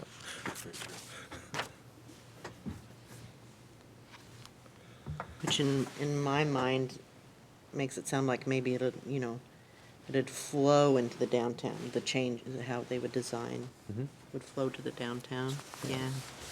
Yeah, a lot of And the so lighting. 9 is not gonna accomplishes really that. matter, because this is gonna be, off on Rita Street somewhere. Right, exactly. Yeah, Like, so, low pressure area. Yeah, So if that's okay, then we move on to what do we want Ferry, West State, and Metcalf to look like? I think we've kind of pushed this enough, and I think I have enough information. And since I'm going to bring you some street lighting for, I'm going to just have for West Ferry and not Metcalf and not State, because West Ferry is the one that's going to be the easiest to get somebody to develop, because it's basically 2-3 parcels. agree, yeah. So, if someone does the old APP, something happens at the gas station Napa, and then all of the Ford dealer, and like, bam, like you've got almost all of that street done Right. by 3 developments. yeah. So And that's a great West spot, too. State's gonna be a lot more challenging, a lot more smaller lots. So let's not worry about that. But I think we can achieve something big on West Ferry pretty easily. Yeah. Let me write something for that. Let me write something for what's gonna happen on the development on West Ferry, State, and Metcalf, some design standards for that. And I'll bring you something to look at next time. Unless the planning commission wants to add anything more to this, I think it's after 8. Let's maybe try to get to our last couple of items. It's been a really good discussion, thank you. Yeah, thanks for all your work on the, Yeah, on no, that, too. seriously. Thank Nicole, she did most of it. Yeah. Hey, John. Thank you, Nicole.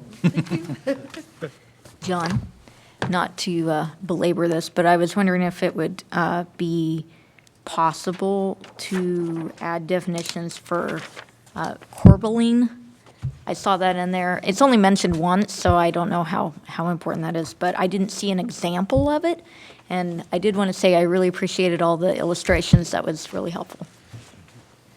And I don't know about balustrade and kick plate. I know what a kick plate is, so, but might be useful.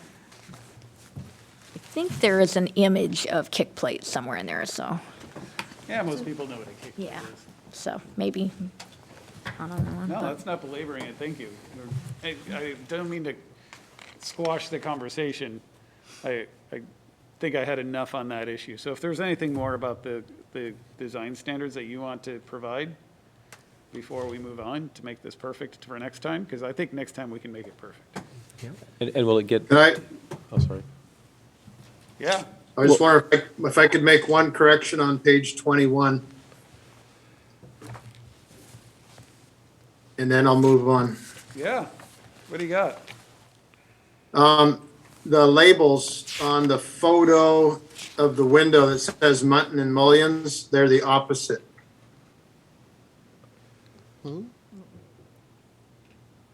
Where it's pointing to the Mullions, those are the Muttons, and where it's pointing to the Muttons, that's the Mullion. Not the way And it's back, Not the way I understand it. A mullion, which is the one within the pane, is a slender vertical member that forms a division between units of a window, door, or screen. They're right.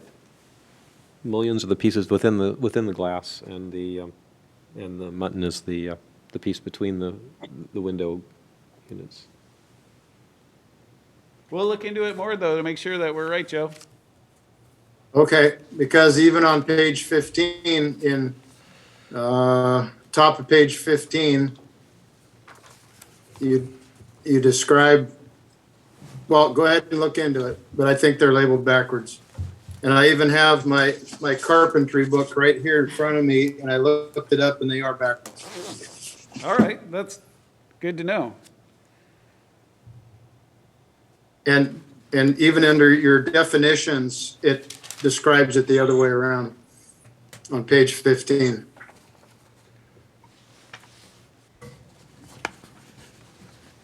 Well, I see in number 2 on page 15, you're right. It does call a muntin the divided lights between the window panes.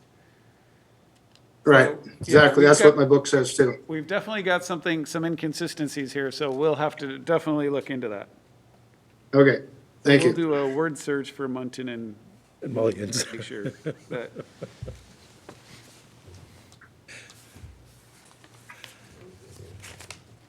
Okay, is everybody satisfied that we're going to revisit this the next time and move on to new business? We ready for that? And I just wanted to ask, Go ahead. are we going to, so is this going to, we had nobody here tonight, or are we going to put it up for a public hearing again, or are we just going to do it?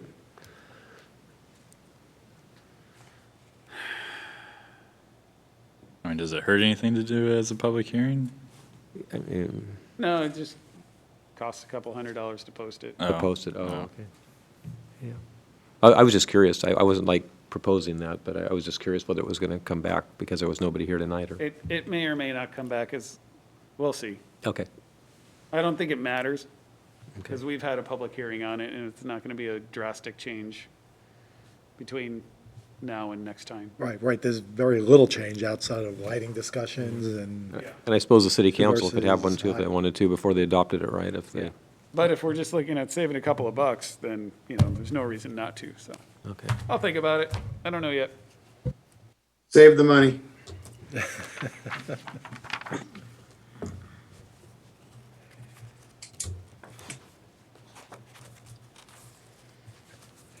so are we ready to move on to new business? And I believe Director Freiberger is going to have the first comments on the update to the transportation element of the Sedro-Woolley Comprehensive Plan, part of the 2022 docket that we looked at our joint council and planning commission meeting. So, Mark, take it away.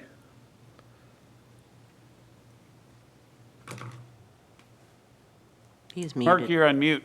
Oh, I will start again. Thank you. Thank you, Mr. Chair. Good evening, Planning Commission members. As a part of the docketing that John recently did, as you know, we're going to be doing a number of comprehensive plan changes, one of which is Chapter 3, the transportation element. And I wanted to bring to your attention 2 major changes in the plan, and then there are some minor changes that I've also outlined in the memorandum. I'm going to go ahead and share screen with you. The main reason I did this for Zoom for myself. You see a slide called background summary information? Yes. Yes. Oh, okay, thank you. So this is page 5 in your packet tonight, I believe. It's the agenda that I put together, and I've just outlined the 3 things I'm going to talk about in a little bit of detail, and I'll be sensitive to your time tonight. First of all, page 39 of the existing comprehensive plan, policies T 7.2 and 7.3, we're proposing to revise those to clarify the level of service for minor arterials. And there's a memorandum attached that was prepared under my direction by Transportation Solutions that outlines the background for our recommendation that we upgrade or that we clarify the level of service for minor arterials. Currently, we have a conflict in the policies where in one of our policies, it lists level of service D for minor arterials, and in the second one, it lists level of service C. So we want to clarify that, and this also is going to provide a tool for me to better manage the flow of the project reviews that we're currently doing within the city. So the memorandum brought a couple of things out. I'm going to move on down to the discussion part of this. Minor arterials, I'm going to show you first of all a picture of the roadway system within the city. Do you see a map with some colored lines on it now? Yep. Okay, thank you. This is the DOT functional classification map. Any roads within the city that are eligible for federal funds are required to be functionally classified under the federal system. There's a listing of those classifications in the table on the left. And on the right side, you can see color-coded sections of roadway in the city. Basically, the State Route 20, as it comes through town, is classified as an other principal arterial with a level of service D as set by the state of Washington. State Route 9 coming in from the south and then joint with Highway 20 to Township and then traveling north to Sumas are both minor arterials, and they are also classified by the state as level of service D. Within our city system, the green roadways such as West State Street, Ferry Street, which there's been quite a bit of discussion about both of those tonight, Cook Road within the city limits, F&S Grade Road within the city limits, and then a section of John Liner Road and Township Street are all classified as minor arterials. The other colored roads in the city are mostly the purple, which is a major collector, and then we have one stretch on Jones Road and East Jones Road, which is a minor collector. So I'm going to turn back to the discussion now, just give you a feel of what the roadways look like. All the other roadways in the city are considered local access, and we really don't particularly have a level of service for those. But under our current comprehensive plan, we have classified both the minor arterials and the major collectors. So as I mentioned, DOT has classed State Route 20 and State Route 9 through the city as a minor arterial with a level of service D. And the minor arterials that are city streets, including Cook and State and Ferry and the others we talked about, are also in the current transportation element classified both as level of service D and C. And so we're proposing to clarify that and make them all level of service D. This will accord with what the state is doing on the routes through town. It will also be in compliance or concord with what's done in the city of Mount Vernon, Oak Harbor, Skagit County, Whatcom County, Granite Falls, Sultan, Marysville. Anacortes and Burlington actually classify their minor arterials at level of service C. In that memorandum from TSI, I'm going to flip over there real quickly. They've indicated the existing level of services there. They also, in the description there tell you what level of service means in terms of how that's defined. This table does that. The level of service A, which is the least delay, less than 10 seconds of delay at a signalized intersection or a stop control. That's considered free flow, the best condition. Level of service B is also a stable flow with slight delays between 10 and 20 seconds. Level of service 3 between 20 and 35 seconds. And then level of service D between 30 and 55 seconds. It's approaching unstable flow, but still tolerable delay. And you have occasional wait through one or more signal cycles before proceeding on a signal at stop control. It's just a question of delay. And when you get into the lower level of service E and F, the delays get to where you have unstable flow at E, and then they're basically forcing the flow with a level of service F. Hey, Mark, I have a quick question. So Yes. when we bring it from a C to a D, it's like making it worse traffic, I guess, to give a simple example. Is it because that's exactly what's happening now? It gets reclassified based upon the current capacities, uses, and things like that? So I'm going to talk about that a little bit. So Okay. if you'll hold your fire for just a minute, we'll do that.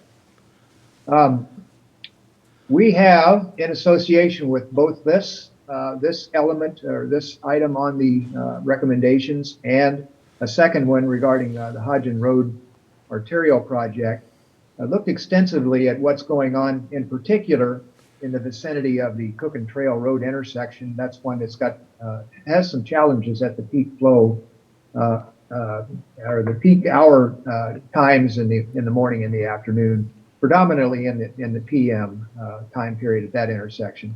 We have some other intersections in town that have challenges too. A notable one is the intersection at Highway 9 and John Liner McGarrigle. Now that we have the money and are selecting consultants tomorrow to design a signal to replace that stop controlled intersection on the side streets, which should help significantly with that. The other end of what is our Jones-John Liner Trail Road Corridor projects is Cook and Trail. And I'll give you a map showing some things on that in a few minutes.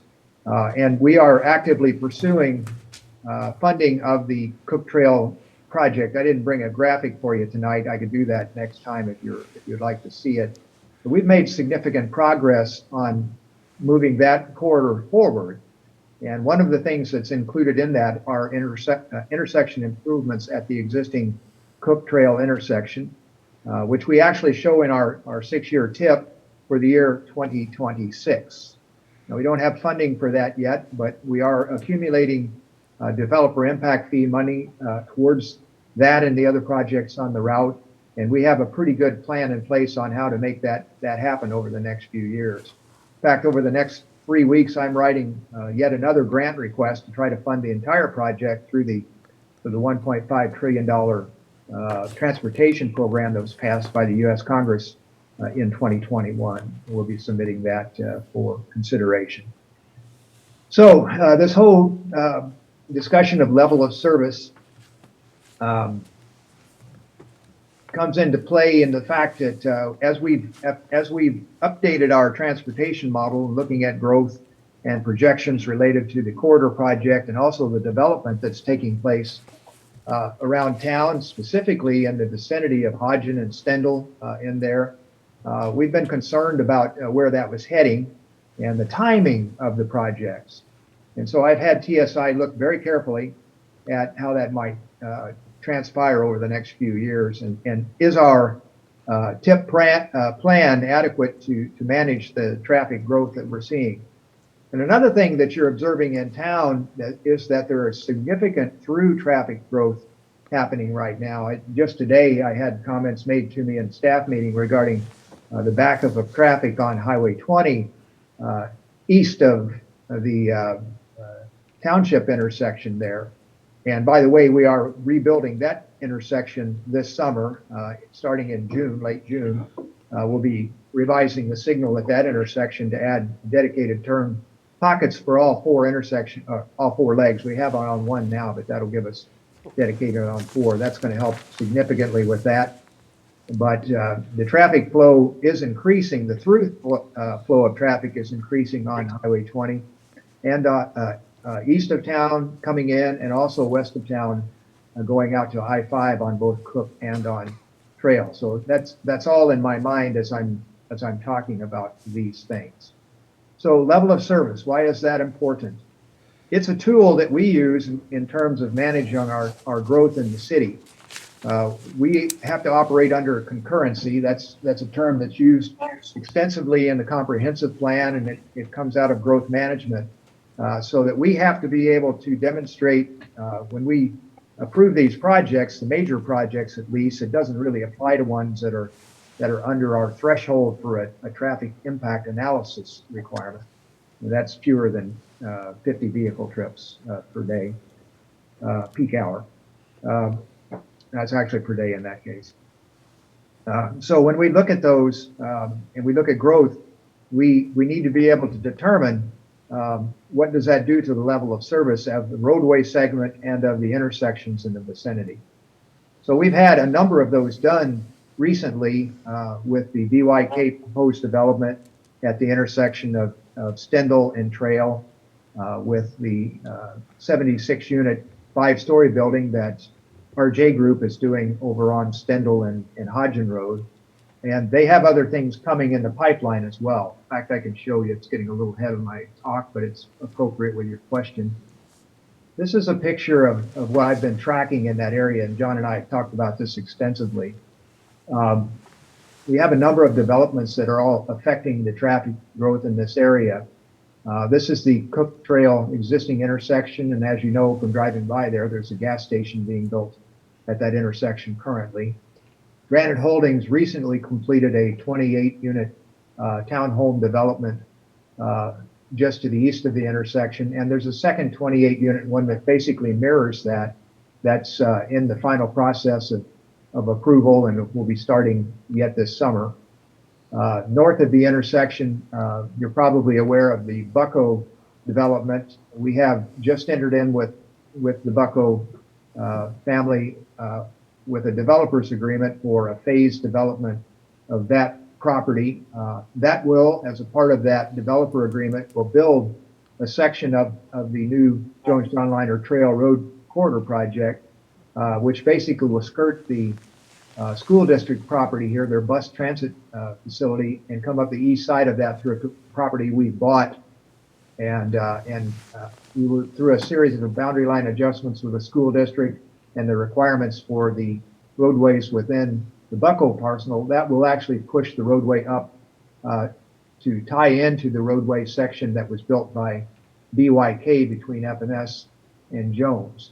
And so that particular development will result in 68 single family and duplex units in there. And then they have an additional 5 acres that you've seen already in terms of a rezone request. They're requesting a residential rezone for this commercial property here. That we've seen no plans on anything for that. That's all totally dependent on how council decides on that request.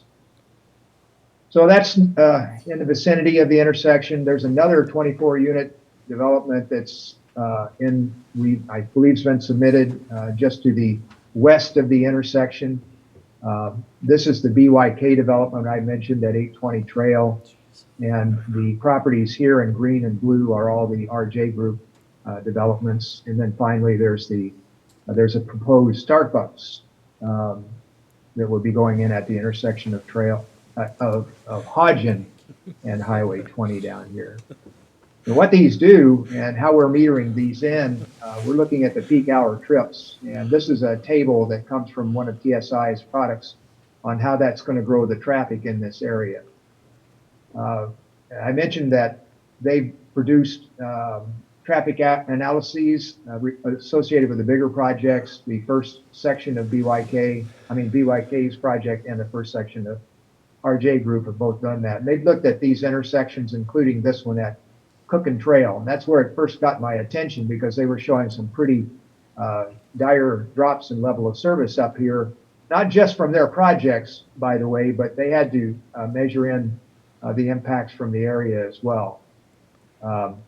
Because we are showing construction of a new intersection improvement in 2026, these projects technically meet concurrency, even though if this full development takes place over the next number of years, next 5 years, it would drive that intersection without improvements to a level of service E. And that's down in that lower functionality range, which we need to avoid. And it actually kicks us into the point where if we were not going to build that intersection, we would have to slow this development down in some manner. It couldn't happen until the intersection was improved. But because it is planned, they do have the ability to come forward with their projects. We'll be looking at mitigation measures on those things as well. Technically, they are paying traffic impact fees, which support the projects, including the intersection improvements we've allowed here. So that's a factor in all this as well. So the level of service thing, how that relates here, this intersection is operating at a level of service C currently.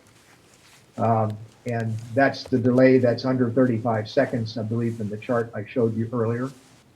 It does have challenges in the peak hours. Currently, it's difficult to make a left turn from Trail Road to Cook in the PM peak hour and the AM as well.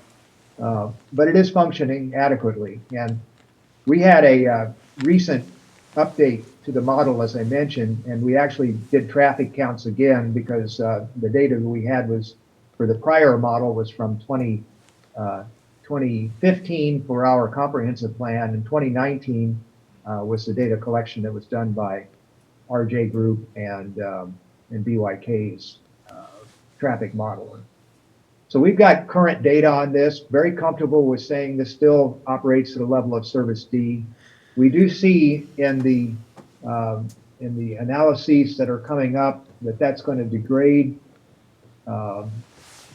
This is from the model, the analysis that was just completed on March the 7th, shows the intersection at 20 and Trail operating at a level of service B on all motions except for southbound through currently in 2022, overall at a B, and it shows Cook and South Trail at an overall level of service C.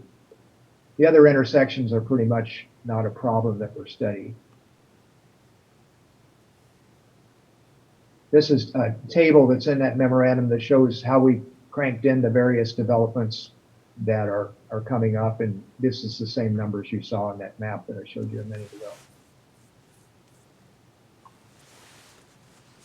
And then finally, what happens after that development all takes place, and that's where the rubber meets the road. It shows that the SR20 and Trail Road intersection will still operate at a level service B after all 611 of those trips are built out. But it shows that the Cook Road, Trail Road, South Trail Road intersection would go to a level of service E without improvement. It will operate at a level of service D through 2025. And it breaks from level of service C to D about 2024, depending on how fast that development actually takes place. So part of the reason that I'm interested in having this clarified in the comp plan to a D rather than a C, it allows me the ability to continue to move these projects forward in some manner, looking forward to building the new intersection improvement in 26 that will prevent this from happening. What happens with the intersection if it's rebuilt as a roundabout, which is what our current plan is these all change to a level of service A. And it will work at that level of service for at least 20 years after that.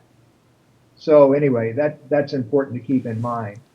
And the other thing that I've been kind of beating the drum on with council is while we could take a hard line with development and stop that altogether, we still are facing the background traffic that is coming through town that is stressing these intersections already.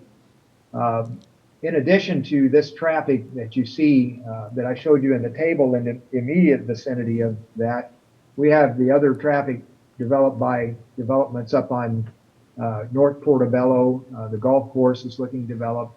And there's a lot of background development in town that falls below the radar of doing these traffic studies. Plus, all the through traffic that's going on is having a background effect that we're going to go to level of service D on the Cook Trail Road intersection, regardless of the development in the immediate vicinity of that within the next several years. What I'm saying by that is we've got to build that intersection improvement, whether or not we grow internally. The tool that we have for building these projects are traffic impact fees and real estate excise tax fees. So we need those funds to be able to seek grant funding to build these projects. And so it's really important that we need to be able to move forward in a coordinated manner.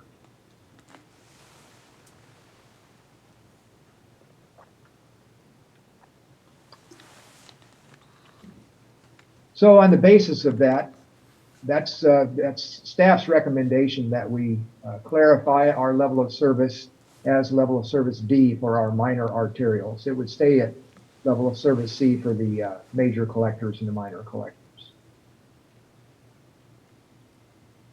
Do you have any questions on that before I go on to Hodgen? I'll be touching on some of the same things as I go through that as well. So if I interpret this correctly, when we go from a C to a D, we then qualify for different funding sources to improve that level of service going forward. You know, the funding sources are not really affected by that other than for instance, like with TIB, we will tell them what the traffic issues are at these.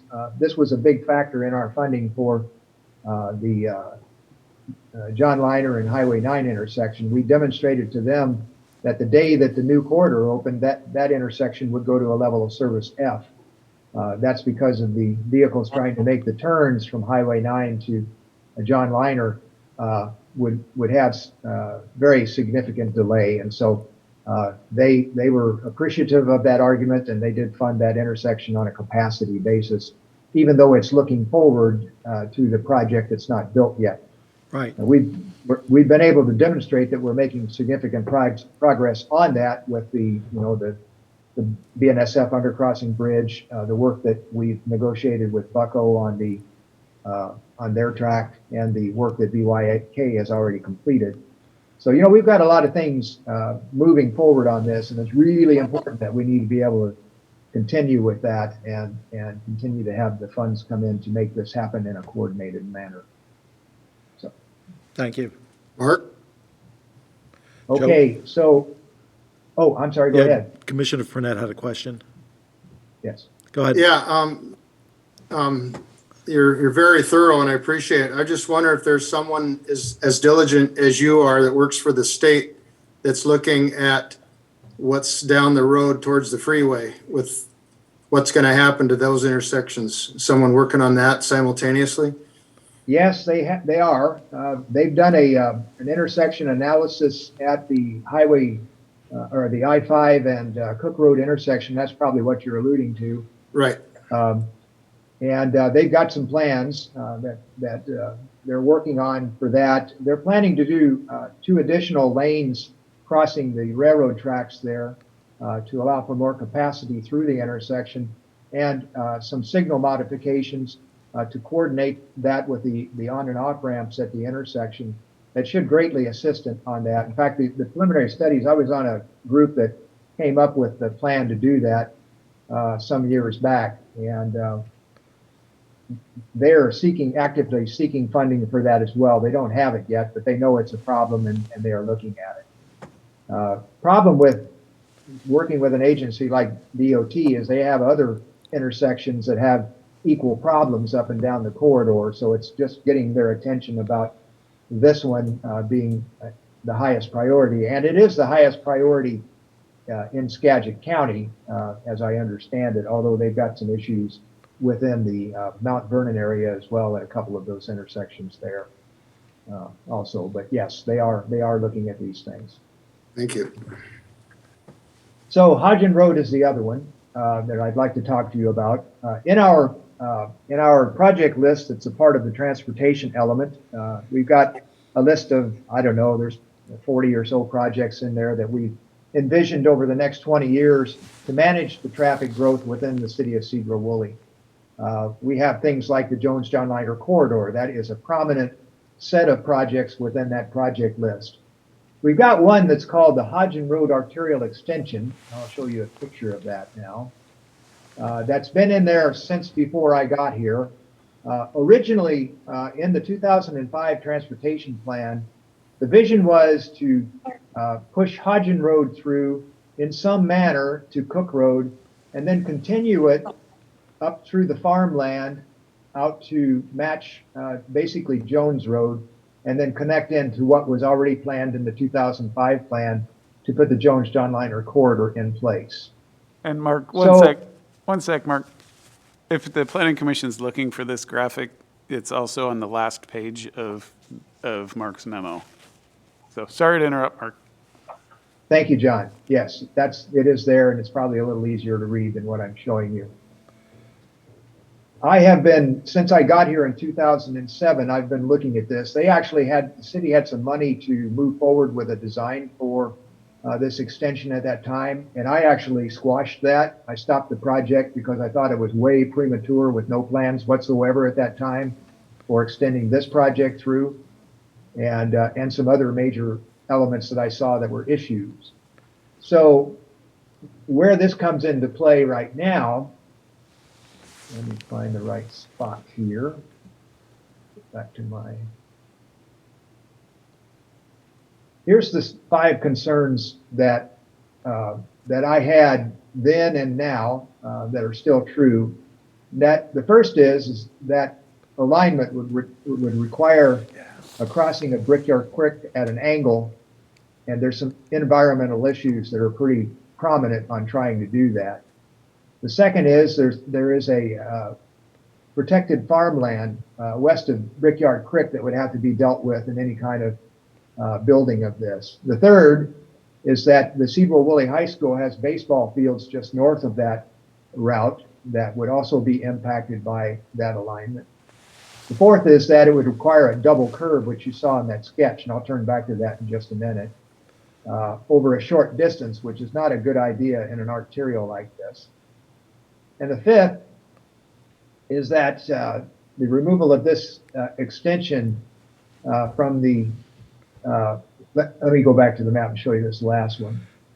I mentioned that a future extension that was in our comprehensive plan back in 2005 to extend this route to Jones.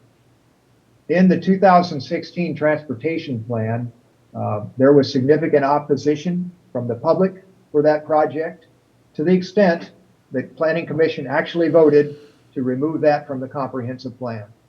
That is no longer in the comprehensive plan. And I was hesitant about that, but that was the decision made, and council agreed with that in the final approval of the 2016 plan. Without that extension there, this arterial really has no long-term purpose in my mind. It does serve to take some traffic pressure technically off the intersection at Cook and Trail. So in order to make sure I wasn't missing any rocks I needed to turn over, I had TSI also do an analysis that looked specifically at this intersection and looked at whether or not the building of this route would allow us to extend the lifespan of that intersection. And the short answer is no, it does not. And there's a couple of reasons for that. One is logistical. That is because we put this in the long-term parts of our plan, it's not likely that this would be built, if ever, any earlier than 2036. So it would have no immediate impact on that intersection. So knowing that, the other thing I looked at, well, if we did get it in there somehow early, would it take enough pressure off of this intersection to allow it to continue to function at a level of service C or D for a significant period of time? And the answer is no. The trip diversion that would use this route up here is small enough that we would still get to the breakdown point on this intersection virtually the same time. So the conclusion that I've come to on this, and TSI agreed with me on this, is that we are better off to focus our efforts on funding and building that intersection improvement in 2026, or sooner if possible, but I don't think it is sooner possible to do that sooner. And the reason I say that is the important things to concentrate are the improvements that make up the Jonestown liner corridor, and getting those done. And that is part of those projects, but it's the one that's kind of at the end of the road there. We really have to have those improvements in place before we open this corridor up, because the additional traffic would come down this route, would basically make that intersection go to a level of service E the day it opened up.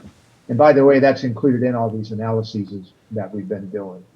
So it's all timed together such that they really need to work in lockstep. I'll mention also that when this, the possibility of building this route was removed from consideration, that's when I got busy and came up with an alternative to build this section down to connect into Trail Road. And we do have an alternative way of getting that traffic back here that will serve our traffic studies for the corridor project, and these improvements we're talking about at Cook and Trail will allow this to function for at least 20 years and beyond. So it looks like that all works pretty well. The long and short of it is there any practical reason to continue to look at building the Hodgen Road arterial extension? My conclusion is no. I think it's basically going to be impossible to build it, or nearly so, because of the farmland impacts we have down here. That's protected farmland, and the school district impacts here. I'll just mention to you that it does benefit the developer of this parcel, the RJ Group parcel. They wouldn't have to dedicate or build that section of roadway. It does benefit them. They would have more developable land. And we're looking at a SEPA mitigation, or is the way to do that, to recognize that benefit for them. And they've already offered to participate in the building of this project in recognition of that. So what we see out of this is a real win-win situation that allows us to move the most important project in our planning, which is this intersection improvement at Cook and Trail, forward in a manner which will allow us to build that in lockstep with whatever development we see in the area. We'll still have the ability, as we review these developments as they're coming up, if for some reason this project is delayed, then they would have to delay further development as well. We know from the charts I'm showing you here that there's a breakdown point that'll come in about 2 years. We'll operate at a level of service D through 2024. After that, if there's continual development and we don't have in place that plan, if we're not already designing this intersection by that time, then we're going to have to put the brakes on. And we have the ability to do that through the process that we have. So it's one of those things that it's a real chicken and egg thing that we're looking at. We really need to allow some development to keep the impact fees and the real estate excise tax things coming into the coffers to have the money to build these projects. But we also have very necessarily need to look carefully at how this intersection performs in the meantime and not let it get below the level of service D. So anyway, that's the long and short of what I wanted to say to you tonight. This is your first look at it, and of course, council's going to have the same look at this as well. All of this stuff is fairly complicated, and ask me all the questions you want to. I know it's late tonight. I will be back again, and we can talk about it more. So any more questions on that? You know what's daunting is what it is at the end of the day. Before I moved in town, I lived on Trail Road, and that's back in 2014. It was bad then. So what's going in right now and what continues to go in? Yeah, if that solution at Cook and Trail doesn't start sooner rather than later, It's just going to be a bad situation for all the new construction going in there, because right now you're in lockdown. Right. So, anyway, thank Yeah, you. it's challenging right now, but that's not the only place in town, of course. You know, No, that no, Intersection no. at Highway or Township and 20, same thing, traffic backing up all the way out past the pizza joint out there now, and has been for several years.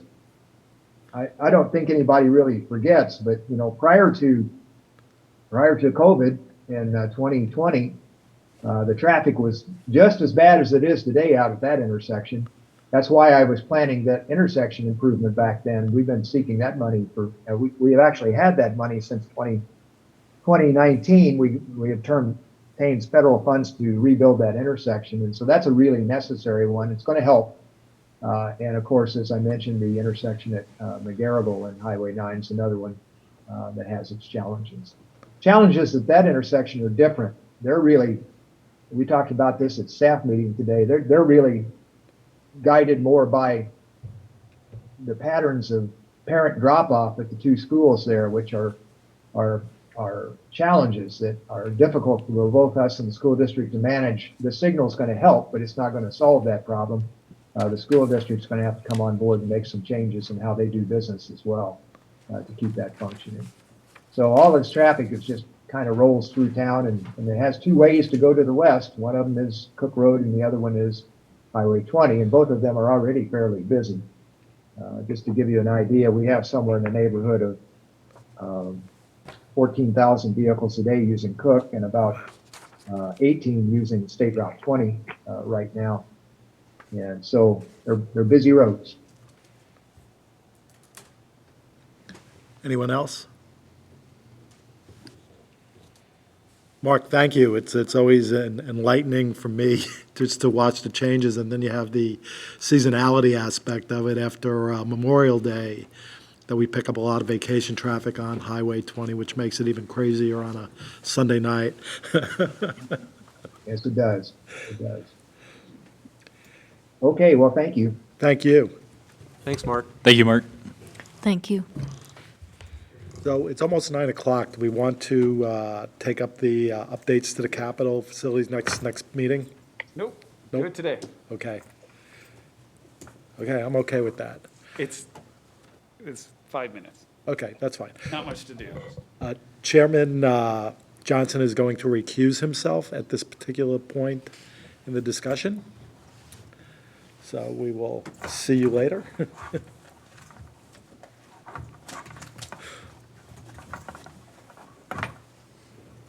We won't say a word until you're out the door. We can Thank you. talk, he just can't participate. He wants to leave. Well, so to finish up on the, Okay. on the transportation issue, today was the first read. We'll do a second read and public hearing at the next meeting. And then the new one, this next one is capital, or is comprehensive plan amendment number 2 for the year of 2022. And this is a request from the school district to update their capital facilities plan. If you read the memo, you know that the school capital facilities plan is embedded into our capital facilities element. So it's kind of a strange routine where whenever the school district updates theirs, we have to then update our capital facility plan in order to incorporate it. And, we can only do that during the comprehensive plan cycle, so it's, timing can be really awkward. Like, they finished this in November, and, we're only able to get to it now, because this is when we started our docket cycle. There's not a whole lot to say about the capital facilities element. I think it's a really interesting read, and that the Planning Commission is probably interested in what it says, and I encourage you to read through it. And I think the school district will probably have a representative at the next one, maybe when we have the public hearing. Today was just an introduction day. So their capital facility plan includes their financial numbers for how they arrive at their school impact fees. The school impact fees are used to pay for capital improvements that are reasonably associated with new development in the city, well, not just the city, but in the school district. We collect the impact fees on behalf of the school district. It is just a pass-through. It goes from us to them on a weekly basis. As we collect a few bucks, we send it to them. And here is the new capital facilities element. It doesn't really change anything to the comp plan, our own comp plan, besides Exhibit A. I'm sorry, Exhibit E to the capital facilities plan. Exhibit A to this memo is the school capital facilities plan. In that, as I said, they describe how they get to their impact fee prices that they are requesting. In my memo, I talk about what the current fees are, which are $1,678 per single-family home and $847 per unit in a structure with more than one unit. They're proposing that those go up to $4,461 for a single-family residence and $2,888 for a multifamily. Now, we can't really do anything about what the fees that they suggest are. We really just can adopt it. We can't suggest that they change their capital facility plan and recommend higher or lower numbers. It just kind of is what it is. So this really is just a formal process that we go through in order to make it happen. When we do update the capital facilities plan to include their capital facilities plan, we also have to update our municipal code, because the fee is actually also talked about in chapter 17, or I'm sorry, 6. The fee is talked about in chapter 15.64, specifically section 040 of that. And we would need to update that to just show the new fee. And that's it. That is the procedure that we will go through. We're asking that, the Planning Commission hold a public hearing at the next meeting and make a recommendation to approve. It's kind of an unfortunate process that we have to go through to make it happen, but that is the state rules stating that if it's, a comp plan update item, it has to go through the comp plan process. It is what it is. The city attorney and I have looked at myriad of other ways to make this happen easier, so that we can just adjust the impact fees as the school needs, requests them, but we have not found a way outside of this process. So that's it. Unless you have questions, we'll have a public hearing on this at the next meeting. Yep, I want to go to, but just quickly, it's never happened since I've been on here, but if. Yeah, it's never happened since I've been on the Planning Commission, but if somebody does come to a public hearing and has requests for the school to change, we just pass them back through to them or what, because, like I said, it's never happened. School district already had public hearings on this. Right. They've done studies, and it's gone through their process. Yeah. And so now it's just an adoption process for us, which is kind of a hassle for everybody, I get it, but. Right. That's why I was asking, because it's never happened, but if somebody did raise something at a planning commission meeting, we would just pass it back through to the. We would say, you had your chance to talk, Oh, I you see. had your chance to comment on the impact fees, the proposed impact fees during the school School district, district's public hearings. Okay. public hearing process. Yeah, okay. I've spoken with one of the local developers, and they felt that the school impact fee was too low, that it needed to be raised. So I'm not expecting a lot of pushback on it. Yeah, no, I'm not either. Like I said, nothing's ever come up before when we've If you're a reviewed bigger them. developer and you're trying to market houses in the area, you want the local schools You to be want shiny good new, schools, and you not- bet. people want to go to those schools. Yeah. So it is in the larger developer's interest to make sure that the schools are pretty And that's a fact, and too. well-run. Yeah, that's a fact. Absolutely. Good school district will absolutely impact real estate values. Okay, if we're done. Actually, I have one more Go question. ahead, I'm sorry. I'm just curious about what happened to the parks impact fees. Isn't that going to be a part of that as well? Well, this was a full agenda, so it's Okay. going to be next time. Oh, okay. I didn't want to put too much on it. And to be honest, I didn't have time to write any more memos. I do have planning commission discussion items, though, before you guys go running for the door. I forgot what one of them was, but. Are we done with this, then? Yes. If we're ready to move on? Anything else, anybody else would like to talk about? Planning discussion, information items? I think we're pretty much done for the night. Yeah, nothing here. Go ahead. Stacy? Danielle? Joe? I don't have anything. Okay. So would somebody like to make a motion? I just Go ahead. wanted to point out that Sorry. Michelle's not here. You may or may not have heard, Michelle has retired from public service as of today.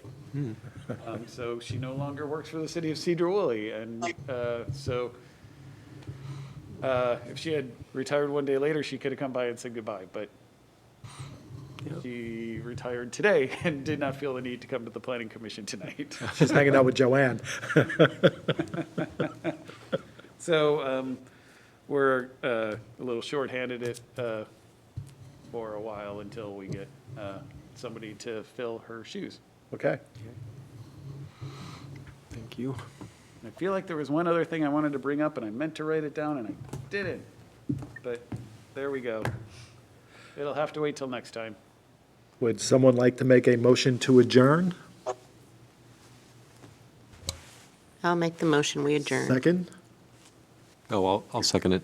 All in favor? Aye. Aye. Adjournment, 9:01 PM. We'll see everybody next April. Thank you. Next April or April? This April, this coming April. That was Freudian slip.